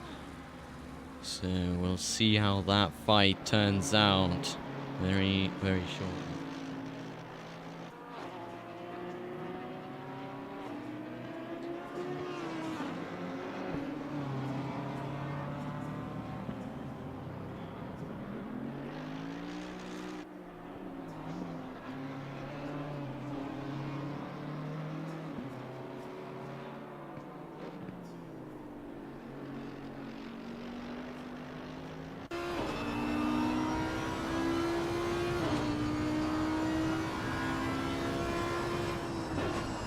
And actually, we can probably cut to Schenk HQB. He is already 1 second away from P5 of Yanis. And while we're looking at that camera, we can have a look at TV camera 1. Look at that. Absolutely blisteringly quick through Scott. Well, okay. Yanis just gave that position away.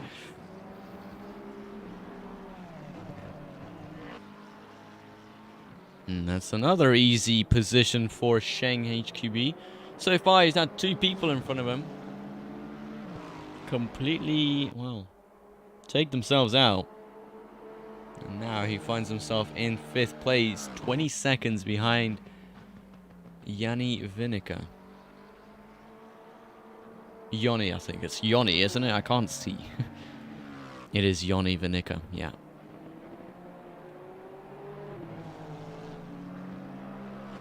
And oh, Schenk HQB having a bit of a moment there. But it doesn't compromise him too much.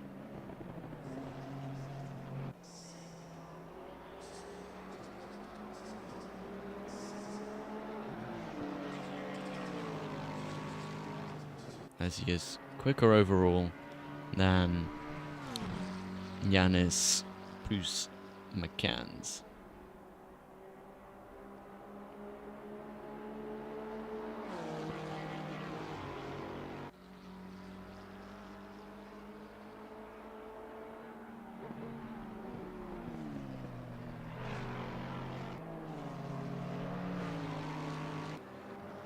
And now Pasha is coming in for his 2nd pit stop. If he was able to hang it in for, what is that, 1 hour and 35 minutes, then it might finish on a 2-stopper. Same thing with Simon Bauer. He's going to be finishing on a 2-stopper as well. Very great from these drivers so far.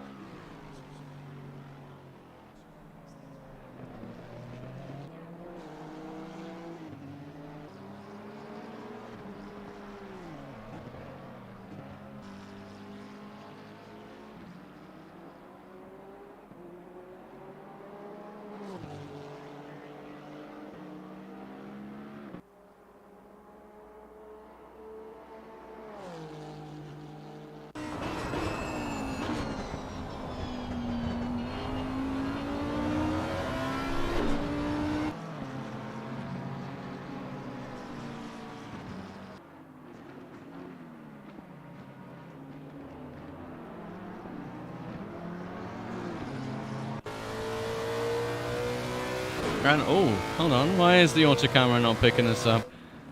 There they are.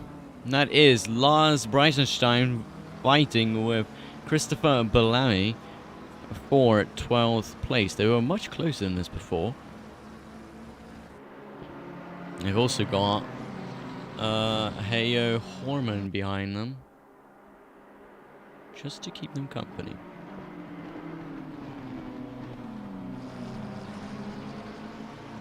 Actually, Heyo Horman way quicker than Lars Breitenstein as they come through the second corner up into the hill. Oh, Heyo Horman just cannot see at all. And going into the wall, compromising his race from now on with a lot of damage to the front. But still hanging on very well behind Lars Breitenstein. Lars Breitenstein losing a lot of time to the back of Christopher Bellamy. 2/10 the gap now. Heyo Horman keeps on hitting the walls. And is he going to be trying to go down the inside into Skyline? He tried. He thought about it. You could definitely see the thinking, but would not be safe enough to pull that off. Now Lars Breitenstein has a bit of a buffer between him and Heyo Horman, but he won't have it for long as they come onto the Conrad Straight. And Heyo Horman is going to have all the slipstream he needs to try and gain as much time as he needs to the back of Lars Breitenstein. He goes down the inside. Will he have enough speed to make the move stick? And he does. Will Lars Breitenstein try to go down the inside to get the position back? And no, he won't. And Heyo Horman keeps P13 from Lars Breitenstein. Lars Breitenstein trying to go down the inside, but he is forced around the outside from Heyo Horman. Will he make this stick? No, he is forced into the gravel trap by Heyo Horman, and that is very, very unlucky.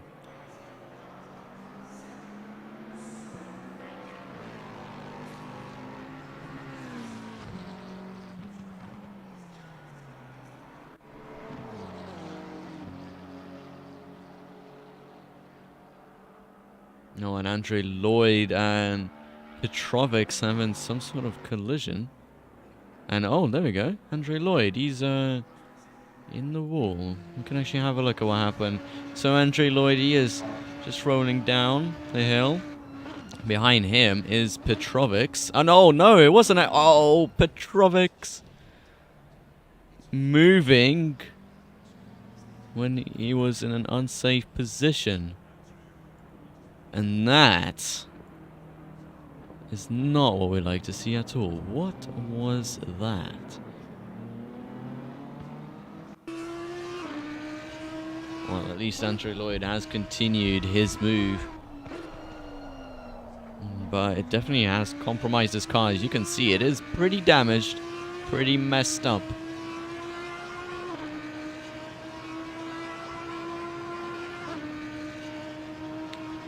And Abe Santoma catching on to the back of Oliver Ewig, but also Heyo Horman is catching on to the back of Christopher Bellamy. Who do we look at? Well, the person who's closer to the driver they're battling with is Heyo Horman. He's getting very close to the back of Christopher Bellamy. Christopher Bellamy being in the BMW, just for clarification. As they come to the final corner, he will be trying to make an overtake, and he does. It looked like Christopher Bellamy didn't even try to put up a fight. It was that easy.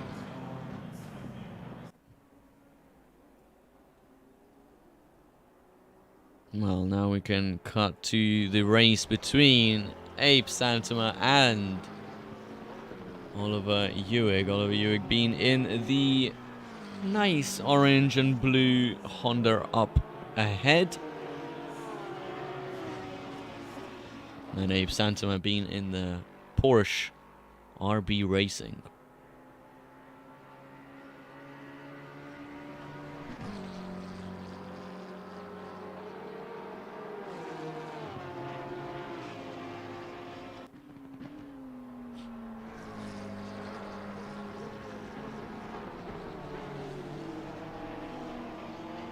And that Porsche definitely has way more aero through these corners, so he might be able to catch to the back of Oliver Ewick through these couple of corners and keep behind him in the slipstream through the Conrad Straight. He will be losing a lot of time through there, but he might all gain it back through the twisty corners. And he's closer than he was before. 4 tenths, 3 tenths the gap now. Through Skyline they go. Will Abe trying to go down the inside? He does not. Down into Dipper now. And they are getting scarily close to each other. Into Forrest's elbow. Will he try to make an overtake? And I don't think there's enough space there in order to even try for an overtake. Now Abe Santama is going to be in trouble. On the straight, Honda definitely has the advantage. Porsche, not so much. It seems like they're keeping within each other, so Abe Santama will also benefit from that lapped car holding up Oliver Ewick, so we might see a great overtake being happening sooner than later. As Chris Rise now comes into the pits. Oh no, that's Lars Breitenstein. My apologies. Chris Rise is behind them. He's in the Lamborghini.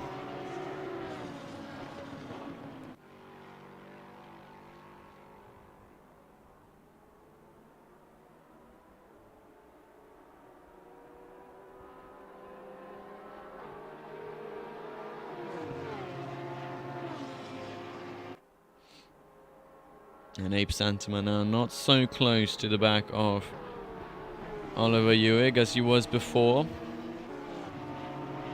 Obviously all caused pretty much by the straight, and that is where driving the Porsche on this track is not that easy. Can't really get past into the hill section, but the only really place where you can pass is on the straight, and that's where the Porsche is bad, so not having the best of races.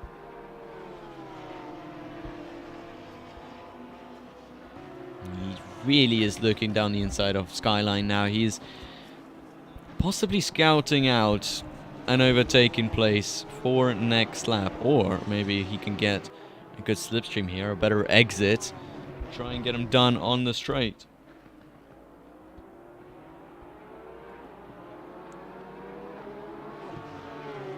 And I don't think he actually had the better exit, and now he's going to be losing that time. He was, what, 0.4 seconds behind on the mountain. Now he's just 0.7, 0.8.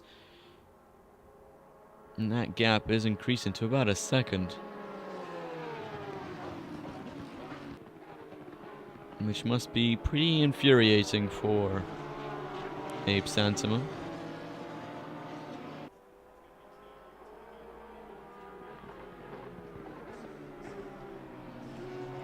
Both drivers yet to do their final pit stop.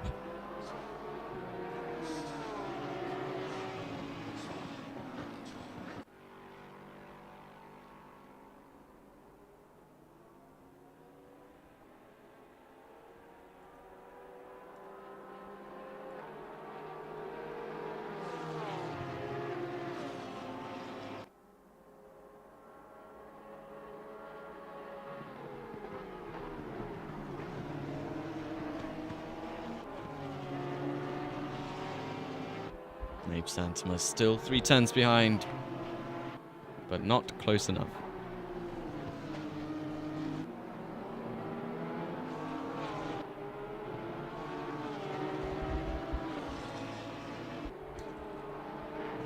Will this be the lap where he tries the overtake into Skyline? We'll only wait and see. He's got a way better exit out of these couple of corners.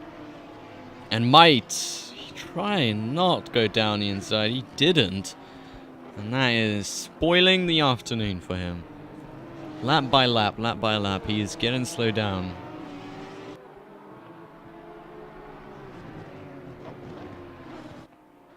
But maybe he'll have a better exit this time out. Yes, he does. He actually gained a 10th on the back of Oliver Ewing. Now he's got the slipstream.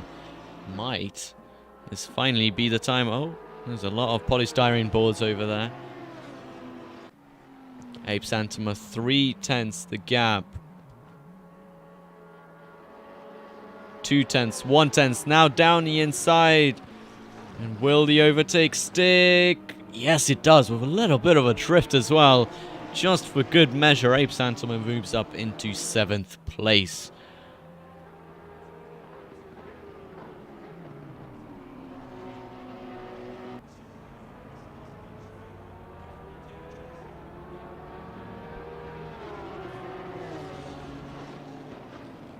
I think that was a pretty nice overtake, say so myself.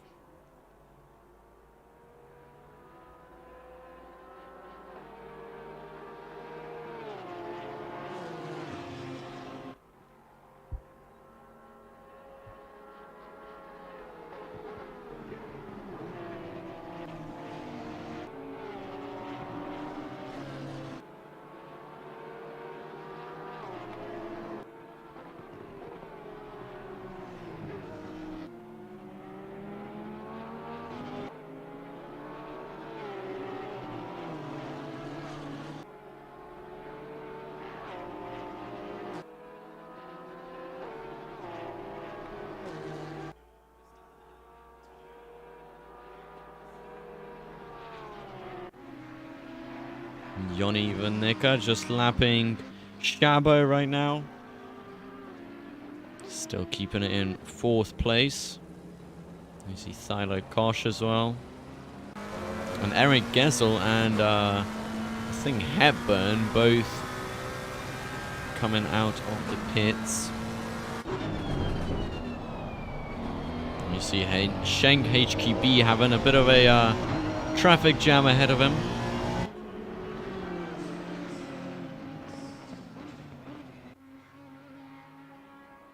He's got the M6 ahead of him now as well to try and traverse.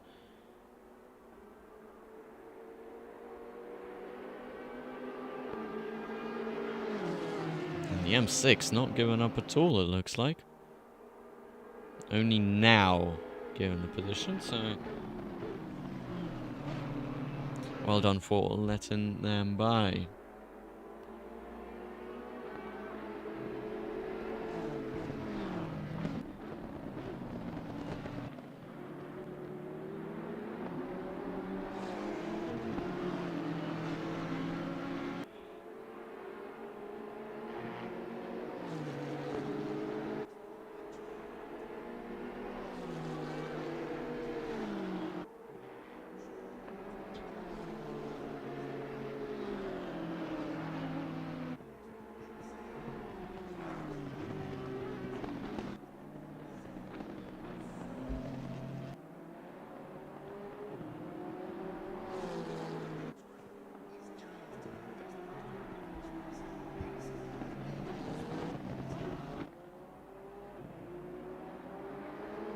And has Simon actually lapped P3? Well, we see. Oh, yes, he has. He's lapped P3, and he might have actually even lapped P2. That is the dominance of Simon right now. Currently running around the same time that he was running with his fastest lap. He's doing a 2:01.6, the only person to do 2:01s this race at all. That is the amount of dominance we're talking about right here, guys.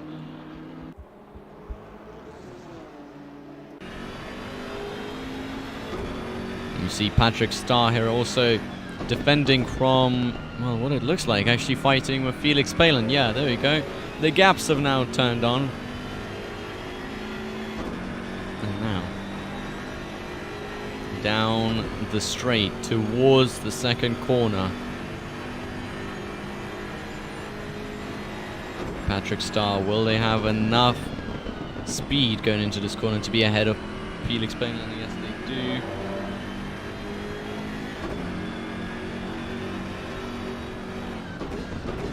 into the third and fourth corner.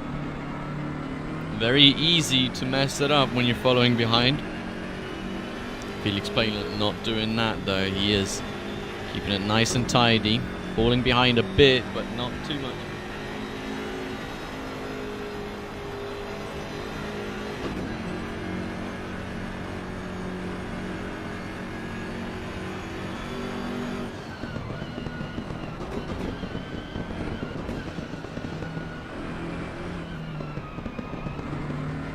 Through Dipper.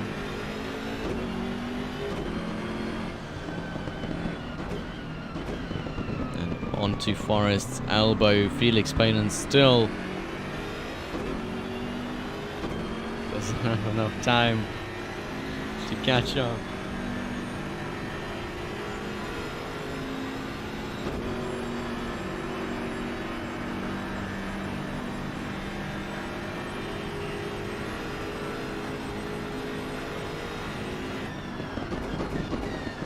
Around the outside. Does he actually make the overtake stick? No, he doesn't. The M6 just about cuts him off. This is a great battle for P14.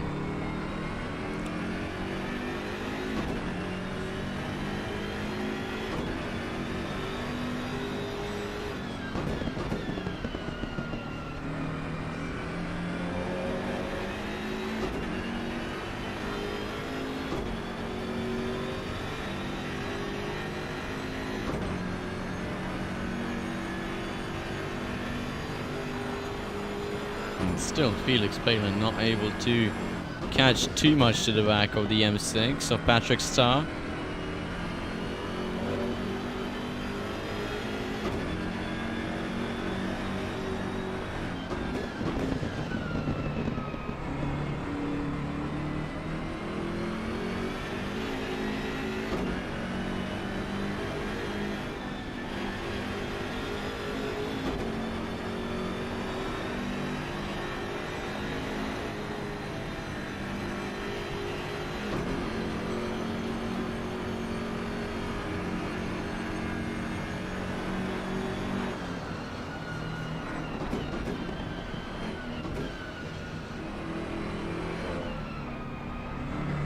Felix Palin just hanging on to the back, still not able to find any sort of gap, any proper gap at least, to overtake through the twisty corners of the hill.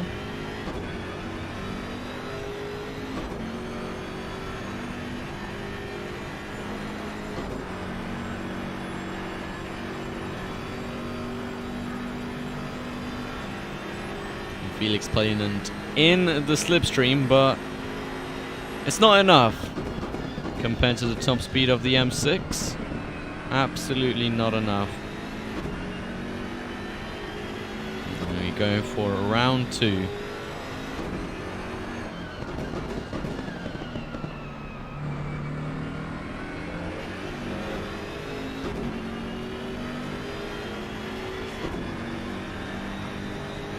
Felix Palin, he was just trying to look down the inside before they even got to the first corner.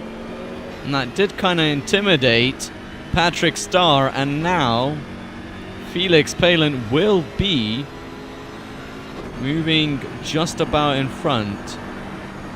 Actually, maybe we'll see him next to Patrick Starr here. And yes, he's side by side.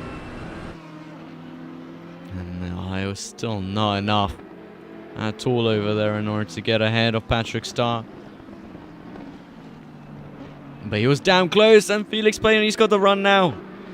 Up through the hill. This is one of the most intense battles I've seen in a while. Especially up through the hills. He was still trying his absolute best to muster his way around Patrick Starr, but not enough space to get around at all.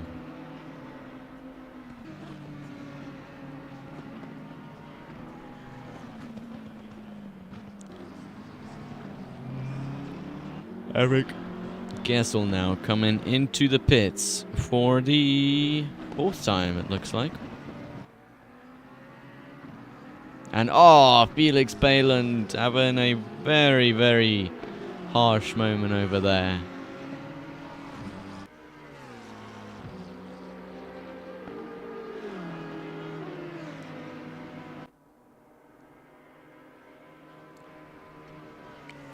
And Abe Santama now into the pits as well for his final stint.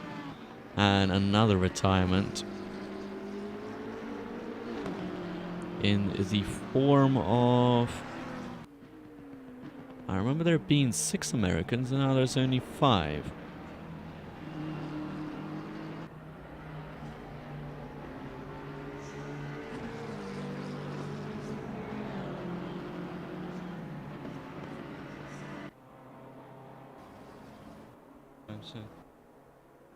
It has to be Nate Roger that retired from the race.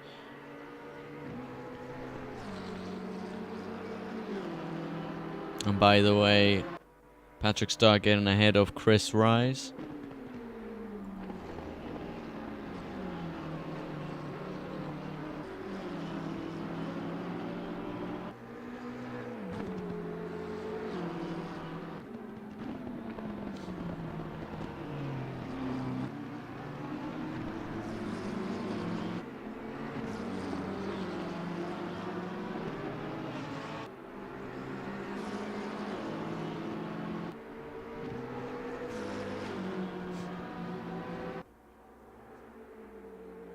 And oh, what's that? Thylo Kosh, he's getting out the way of Patrick Starr. Very aggressively it looked a bit.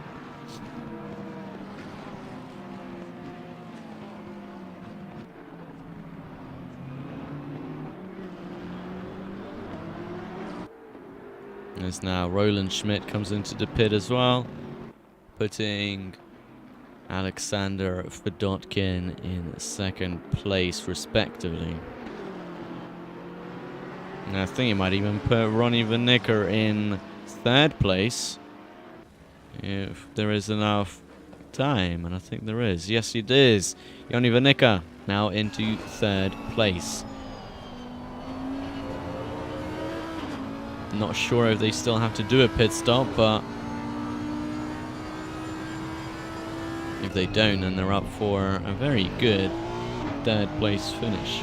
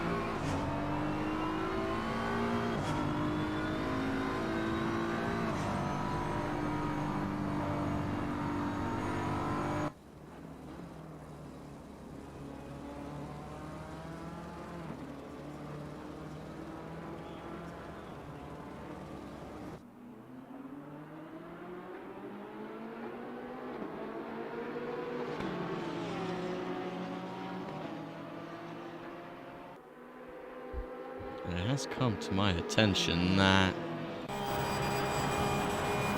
Roland Schmidt and HQB were fighting very hard. So is Andre Lloyd with Patrick Starr. I'm not sure why we're looking at these guys.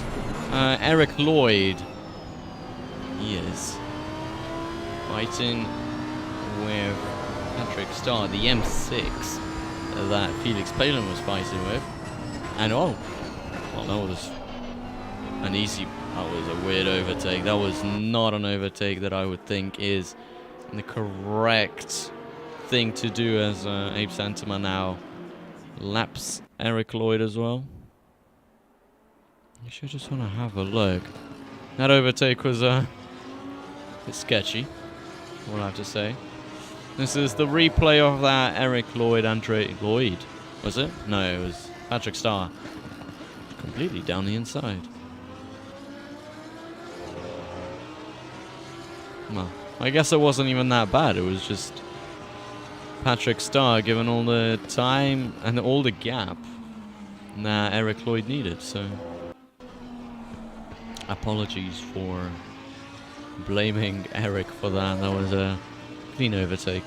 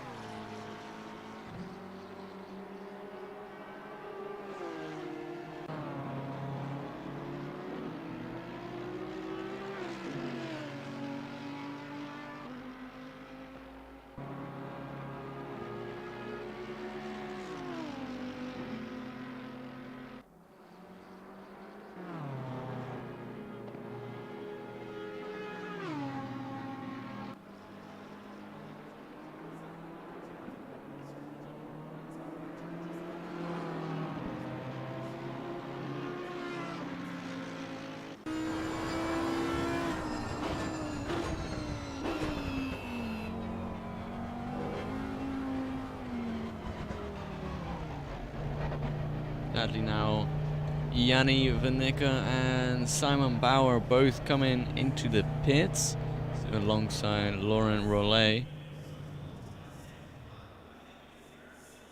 So Yanni won't be taking, Yoni won't be taking P3, it looks like.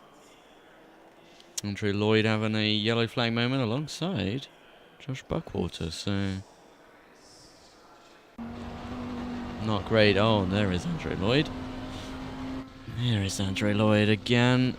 Through that polystyrene board, through that polystyrene board, through that polystyrene board.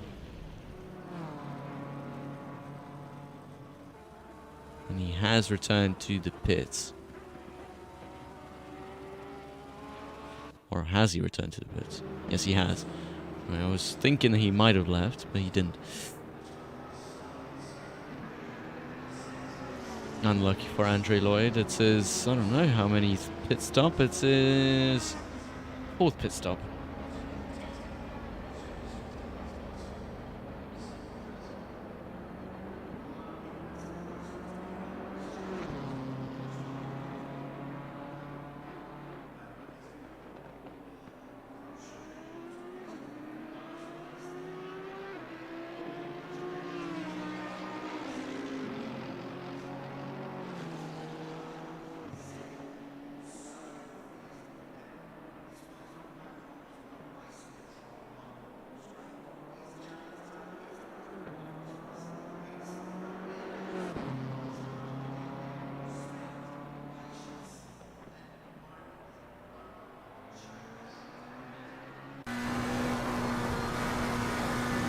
And look at that. Shabo Gergely is very, very close to Laurent Rollet, and commentator's curse striking yet again. Shabo, I am deeply sorry. There is somebody approaching. There we go. Oh, man, I'm so sorry. It looked so close, and it looked like you were going to overtake Laurent Rollet. Just was not meant to be.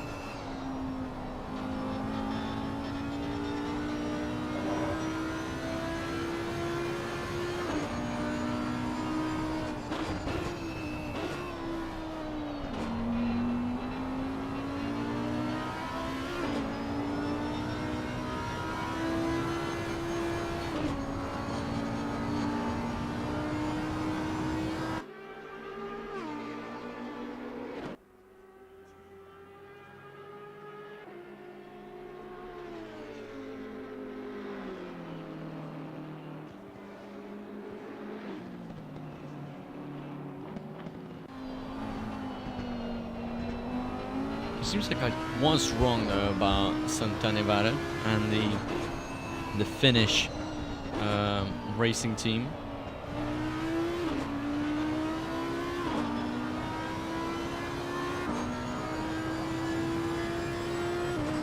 They are actually keeping up in third, so that is very nice to see.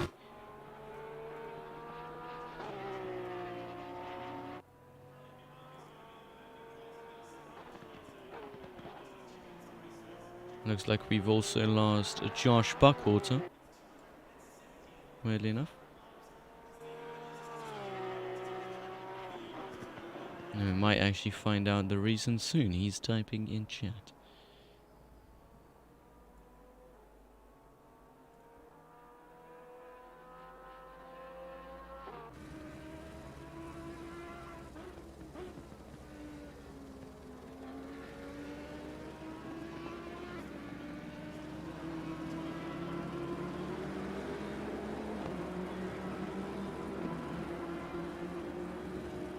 And so is Andre Lloyd. Andre Lloyd has now also retired from the race. Weirdly enough, he's also typing in chat.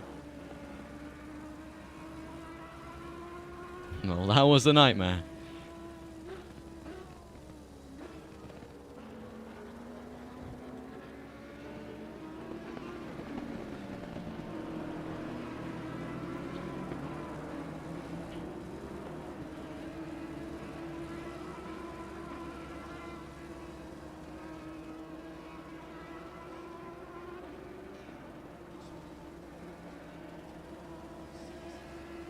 Now there is 9 retirements from this race, and that's the sort of amount that I thought was going to be out of this race.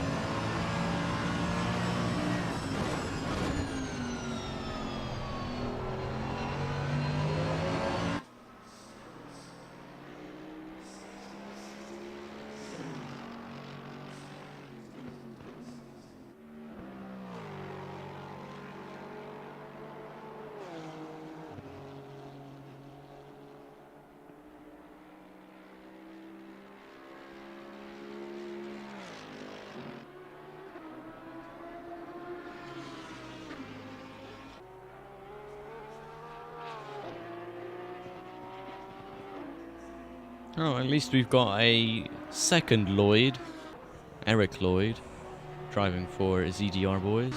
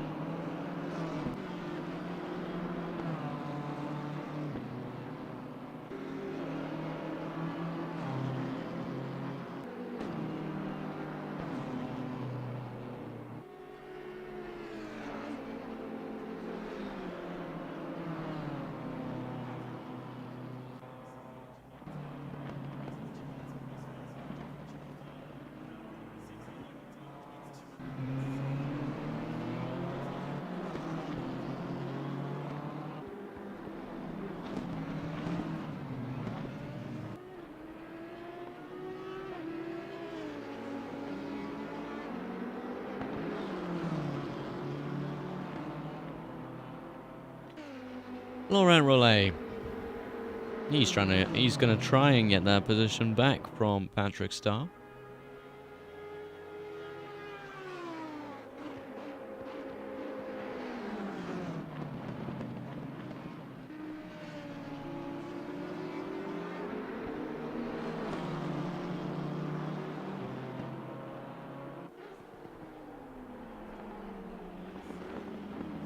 He's 2 tenths behind.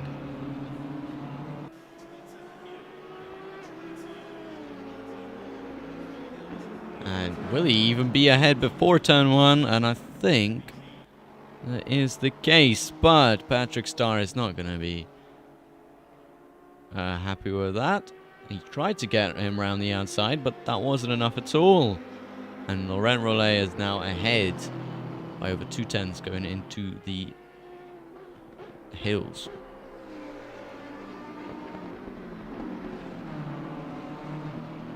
And Laurent Rollet keeping it still ahead of Patrick Starr.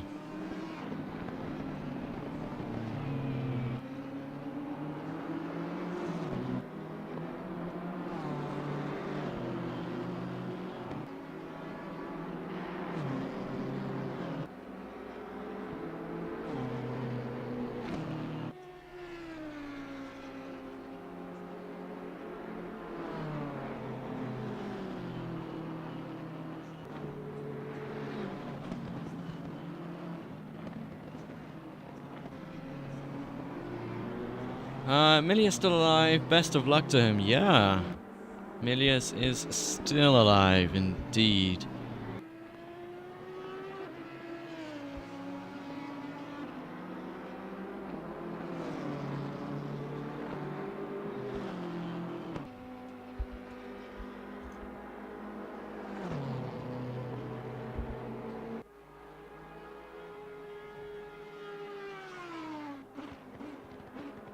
Milius in the top 5 as well, but obviously 90 seconds away from P4, so long way away.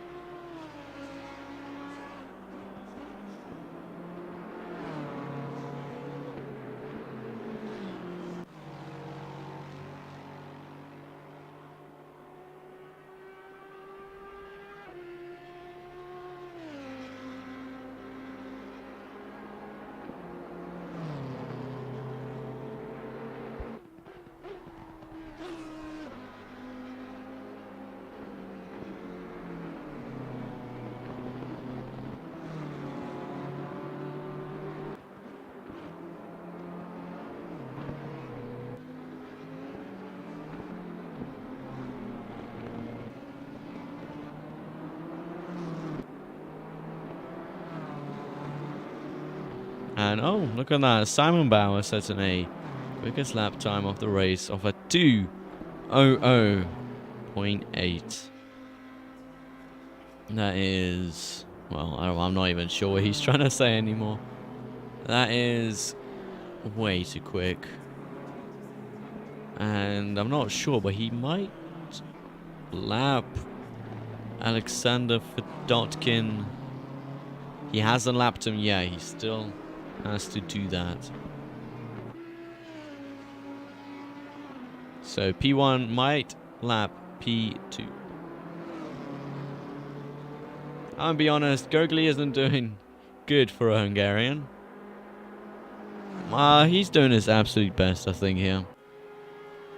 He has gained, let's see how many positions. Oh no, he's lost 6 or 9 positions since the start of the race, so it's not the greatest, but it's not the worst it could possibly be.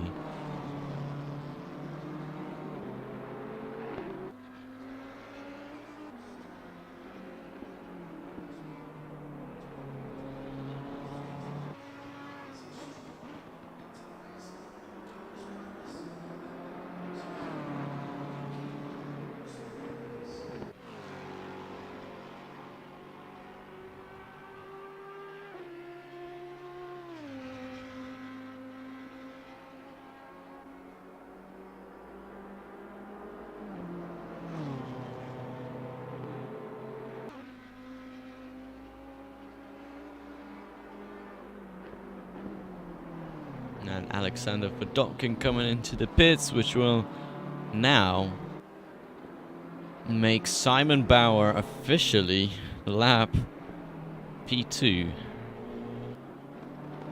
as he sets another quickest lap time of the race at 2 minute point 7. 2 minute 00.7.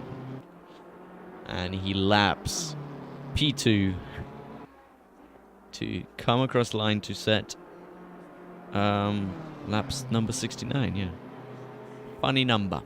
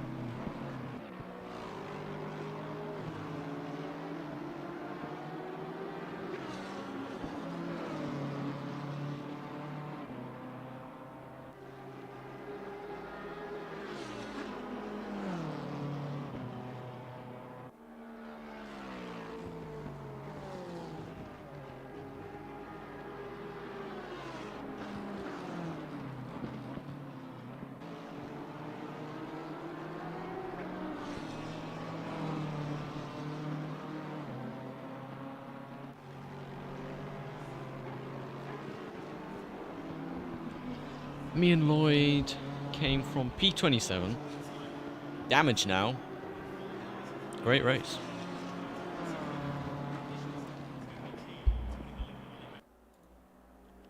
I will say though, 11th is still very good. Even with that damage.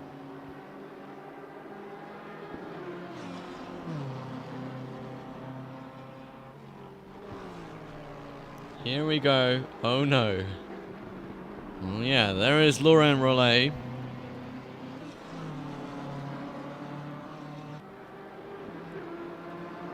And this is a fight for position.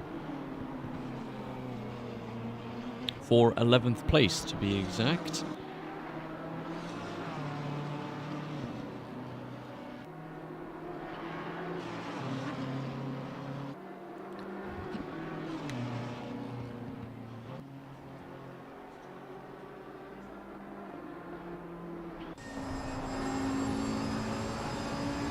And there is Eric Lloyd.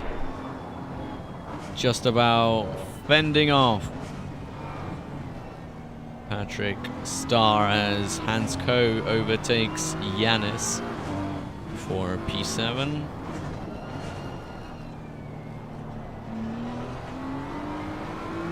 And Laurent Rollet, being in the BMW M4, will get a very nice slipstream here, and maybe we'll try and go down the inside. Eric Lloyd, he is just covering all possible moves, but it's not enough to cover the inevitable. Move down the inside. Will Eric Lloyd try to fight back this position? No, he doesn't. Not yet, at least.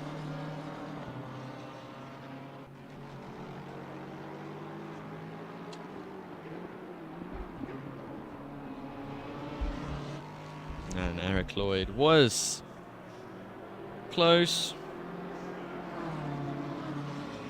Now much further away from Laurent Rollet. Laurent Rollet.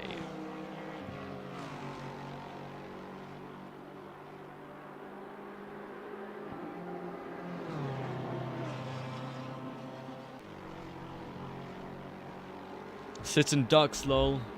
We're thrilled with P27. To P12 though. Lots of drama as well. You tell me there's a lot of dramas, absolutely. Too much drama in this race.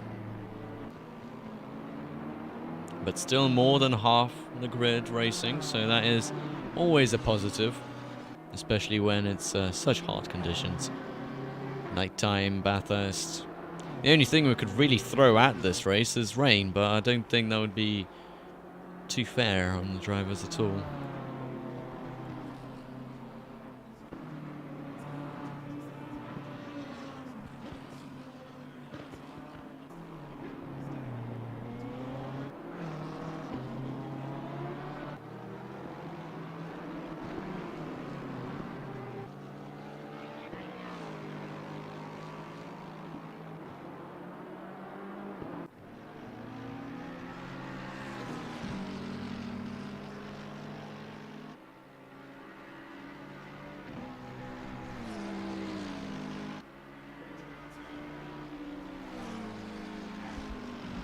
Here, Horman staying in 10th. There's Sheng HQB sitting in 4th. Just nearly 100 seconds ahead of P5, which is Milius.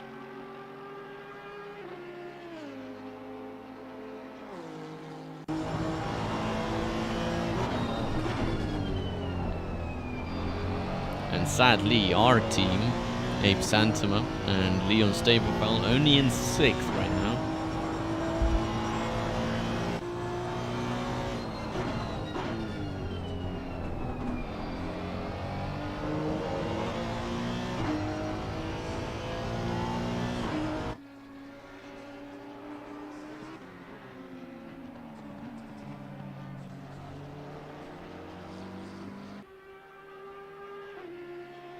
But it is still great that at least we are running in the race. Minimal amount of damage, minimal amount of drama. So P6 is not that bad. for Vgtr esports at all.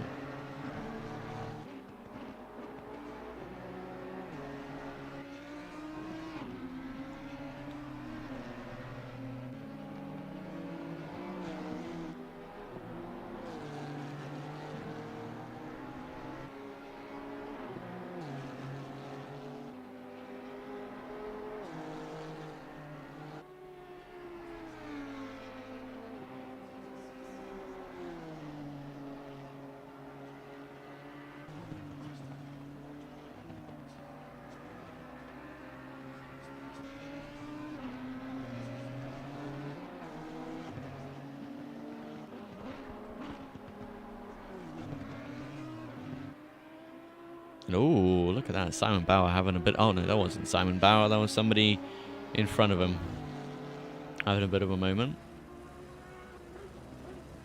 Sheng HQB still in 4th place. Trying to catch to the back of Santeravare, but I don't think it'll be enough time to do so successfully and overtake for the last podium position.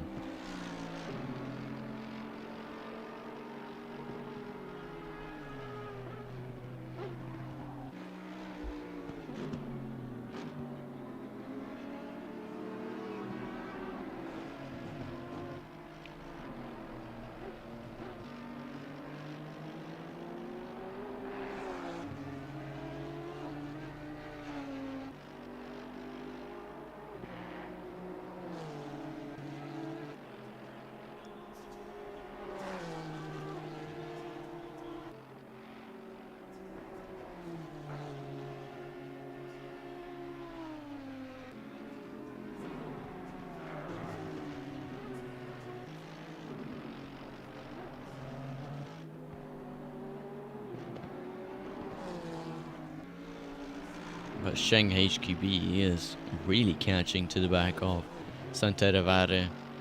Unluckily, I think the race will run out before he gets to, or they get to, the back of the Finnish driver.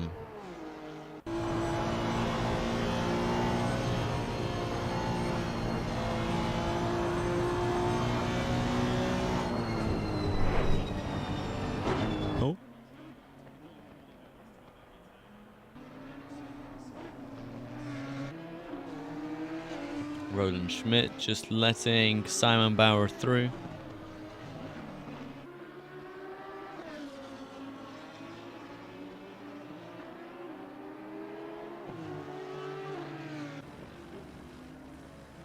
And still Sheng HQB running a bit quicker than Santeravare, just by over 3/10, but as I said before, it's not going to be enough.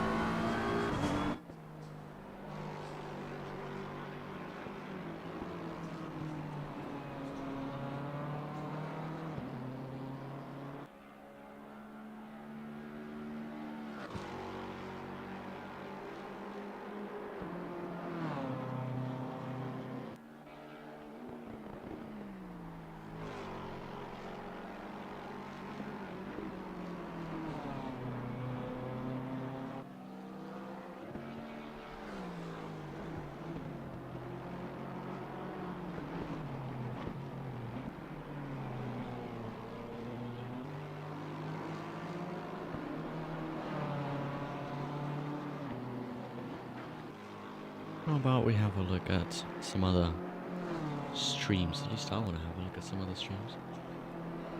Let's see, Simon Bauer's stream must be him just leading for, well, for 3 hours. Oh, it's got pre-roll ads. Not great. Can I mute it? Right, thank you so much.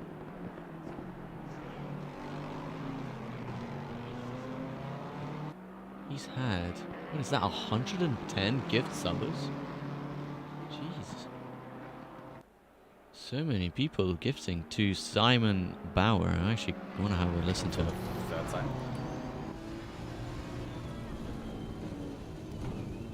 He is talking in German, it looks like. Let's say now that's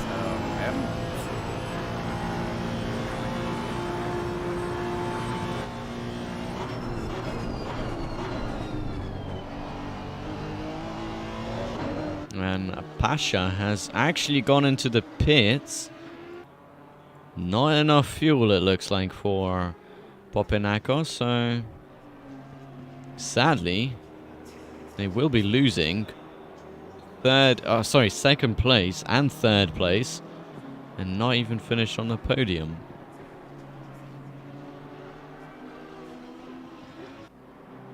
Let's have a look at ZDR boys and their stream.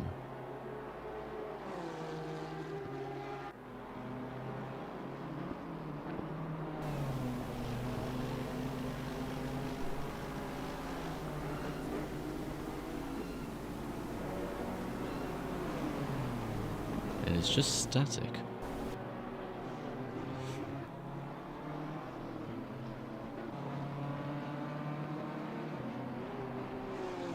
$110 gift subbers though, that is a lot of money. That is a lot of money. Let me see, gift subs. 100 subs is $399. Wow. Wow. On £399 actually. That is a lot of cash. Might as well follow him as well. getting to the end safe, not exhausting yourself too much because it is a 3-hour race after all. Oh no, he is speaking English. Ooh, who might this be? Vgtr League! Thank you very much. Hell yeah. Thank you for the follow. I wish I knew your names, but I am a new lad, and fortunately I don't yet.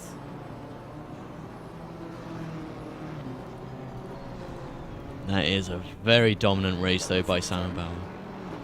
Just talking about how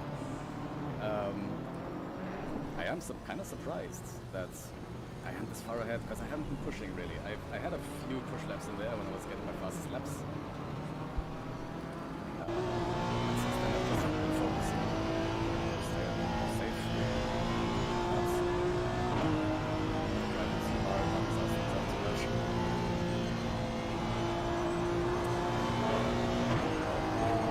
I have had my moments as well. I stood back on the track, so I had one of those. So I've not a flawless race. But apparently, it's a pretty clean race. Got a lap ahead of P2. Yeah, no, that's what surprised me. I've been choosing pretty much for most of this race. Just making sure not to do something stupid. And I have had 2 medium incidents. So I'm far from flawless right here. It's nice to see so much damage going on in rally.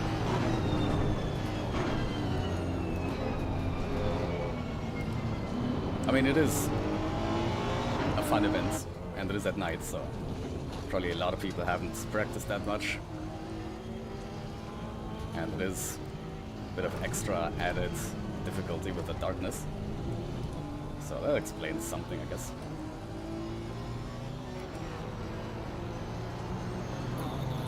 Oh, fucking limiter. But it's definitely been fun. It's been great fun. I've had some nice conversations with the chat. I've had some scary moments and exciting moments. I bet you have, Simon Bauer. I'm not gonna speak Exciting moments. 8 minutes ago. But I would say I have answered my question of if I can do 3 hours in one sitting at Bathurst without going mad. And so far, I'm still somewhat sane, I would say.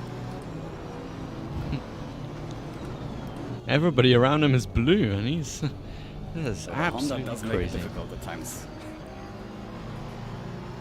Absolutely crazy him. Quickest lap time of a 2:00.7.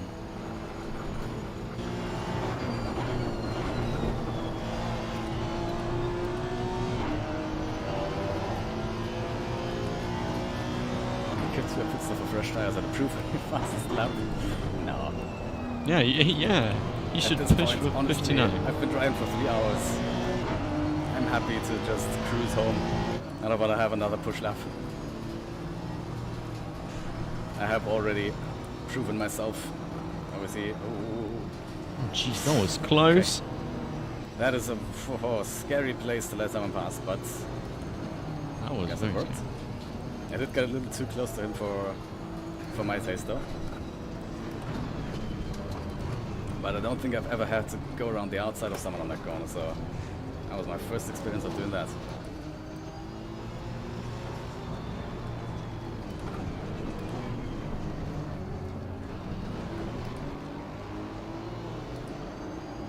I should push for a 159 lol. It's possible. Although my race setup is just a little slower than the quali setup. I'm a bit disappointed that I didn't get into the 159s in quali.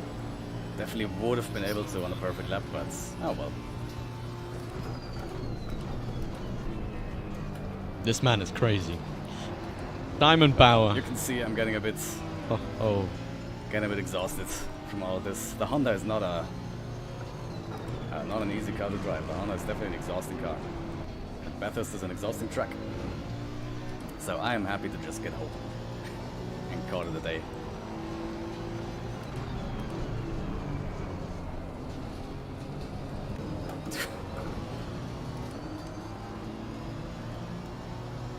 You see Laurent Rollet coming out the pits again.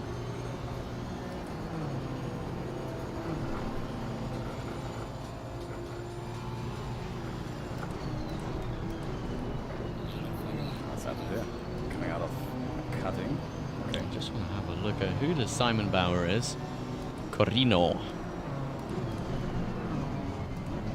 A 158 at Suzuka. Oh, okay, that's a really fucking weird way or unlucky way to be stationary. A 147 on Monza. Okay, same as before. A Thank you. 140 on I've done Kyalami. that twice. Look, Go yeah. around the outside of that corner. And I wasn't even planning on it. 121 on Laguna. 216.5 on Spa. This man could win the championship.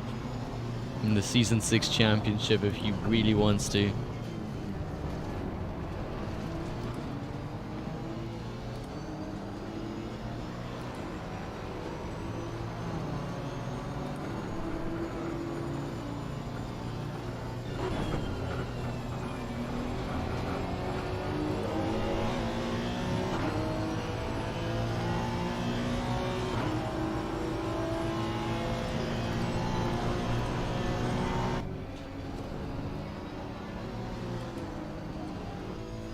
Yeah, this Simcrit, you could easily win Season 6 championship. Jeez. Maybe, I don't know. Does my Simcrit look that? Ooh. Oh, jeez, close one. It's getting late. God damn. I'm making lots of little small slip-ups. I don't know if my Simcrit profile does look that impressive. But I appreciate it. 216 on Spa, bro. Yeah, I think I would be able to do a 215 even in the right conditions. The current PB is a 216.1, but the Honda is a beast at Spa, so that's definitely helping. So what's the plan? But yeah, I do have the pace. I'm still working on the consistency. I'm hoping my wheel upgrades is gonna help me with that. And then I think I'm gonna have to be ready for some esports stuff, some proper SRO stuff. SRO. Oh, he's thinking of SRO, Simon Bauer. Well, it's been great looking at his stream. And I really do hope that he succeeds in going to SRO. Success. Yeah.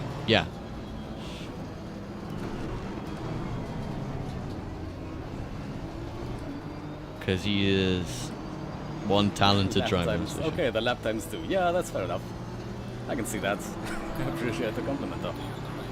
So what's the plan for dinner? Right.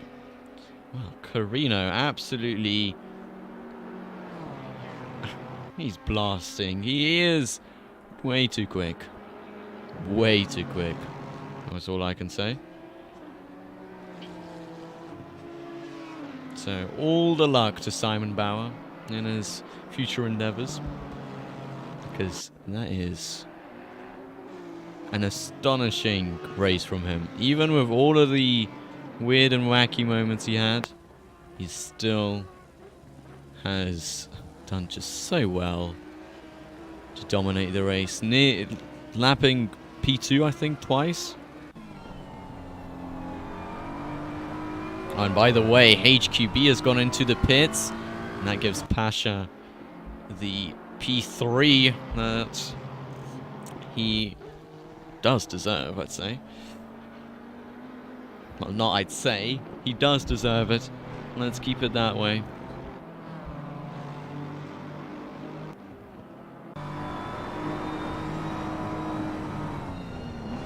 For all the fighting and all the drama that he has endured, he definitely does deserve the P3 today, and it was very unfortunate to see him have to go into the pits, but now gets his third place. Sheng HQB possibly running out of fuel, it looks like. Oh, an Ape Santima yellow flag. Yellow flag and they're off the track. Alright, that's really weird. Not losing a place though, so that's all we really care for. As long as he doesn't lose a place, he's fine. If he does lose a place, then, well, we might as well fire him.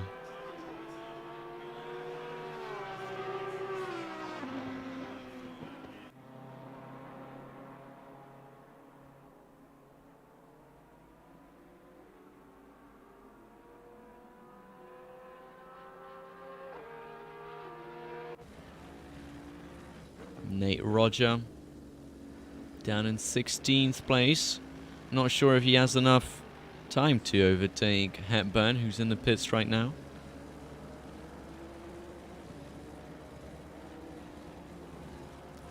It seems like I've actually done a pretty good job of covering at least everybody once. So, little pat on the back for myself for not skipping out on anybody's race.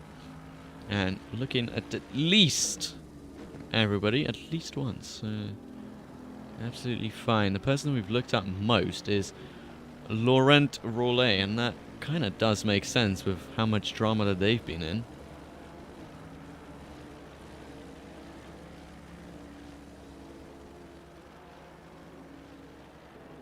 And it is actually now the final lap. And Simon Bauer, we can just have a look at their final lap of the race. How absolutely beautiful it has been. Absolutely dominant. All I can say is well done to him.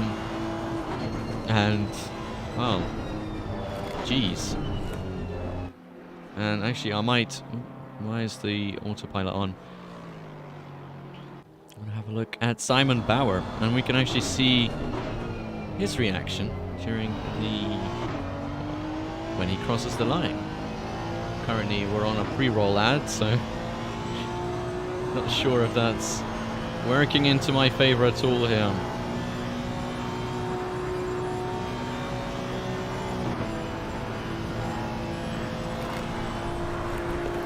And another pre-roll ad. Might even finish the race before the pre-roll ad. So Simon Bauer, take a bow. That's a nice little play on words. It is absolutely your race win, and you deserve absolutely all of it. Well done for that win. That was I think P2 is done. P2 doesn't want to do it anymore. So it looks like P2 is stopping to wait for me. Maybe running out of fuel. Doesn't want to do another lap. Which would mean, if he does let me pass, yeah, looks like it. There he is. I hope he's not out of fuel. I really hope so. There we go.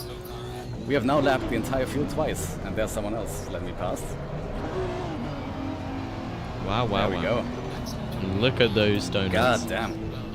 Oh, I can definitely feel my shoulders now. P1, baby. That's right.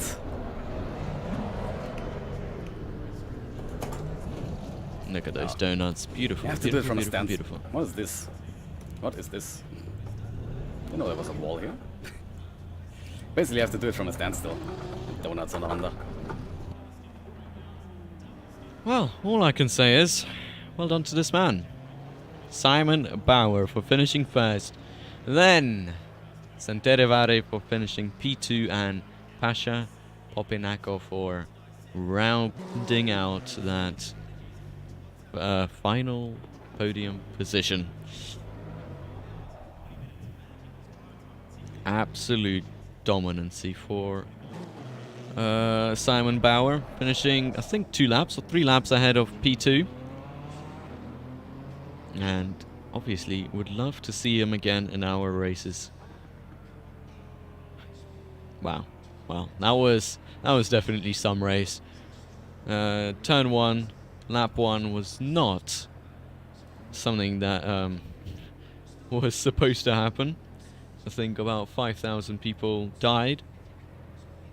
And as you can see, 17 people finished the race out of 27.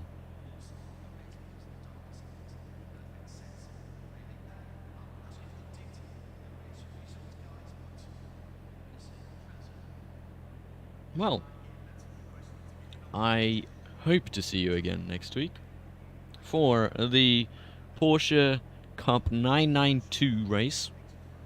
Will be happening on the circuit of Brands Hatch. And there's more to come the week after that as well, which will be the start of season 6 on the 12th of November. But that is it from me right now. Thank you so much for watching, and well done to all the drivers that finished the race today.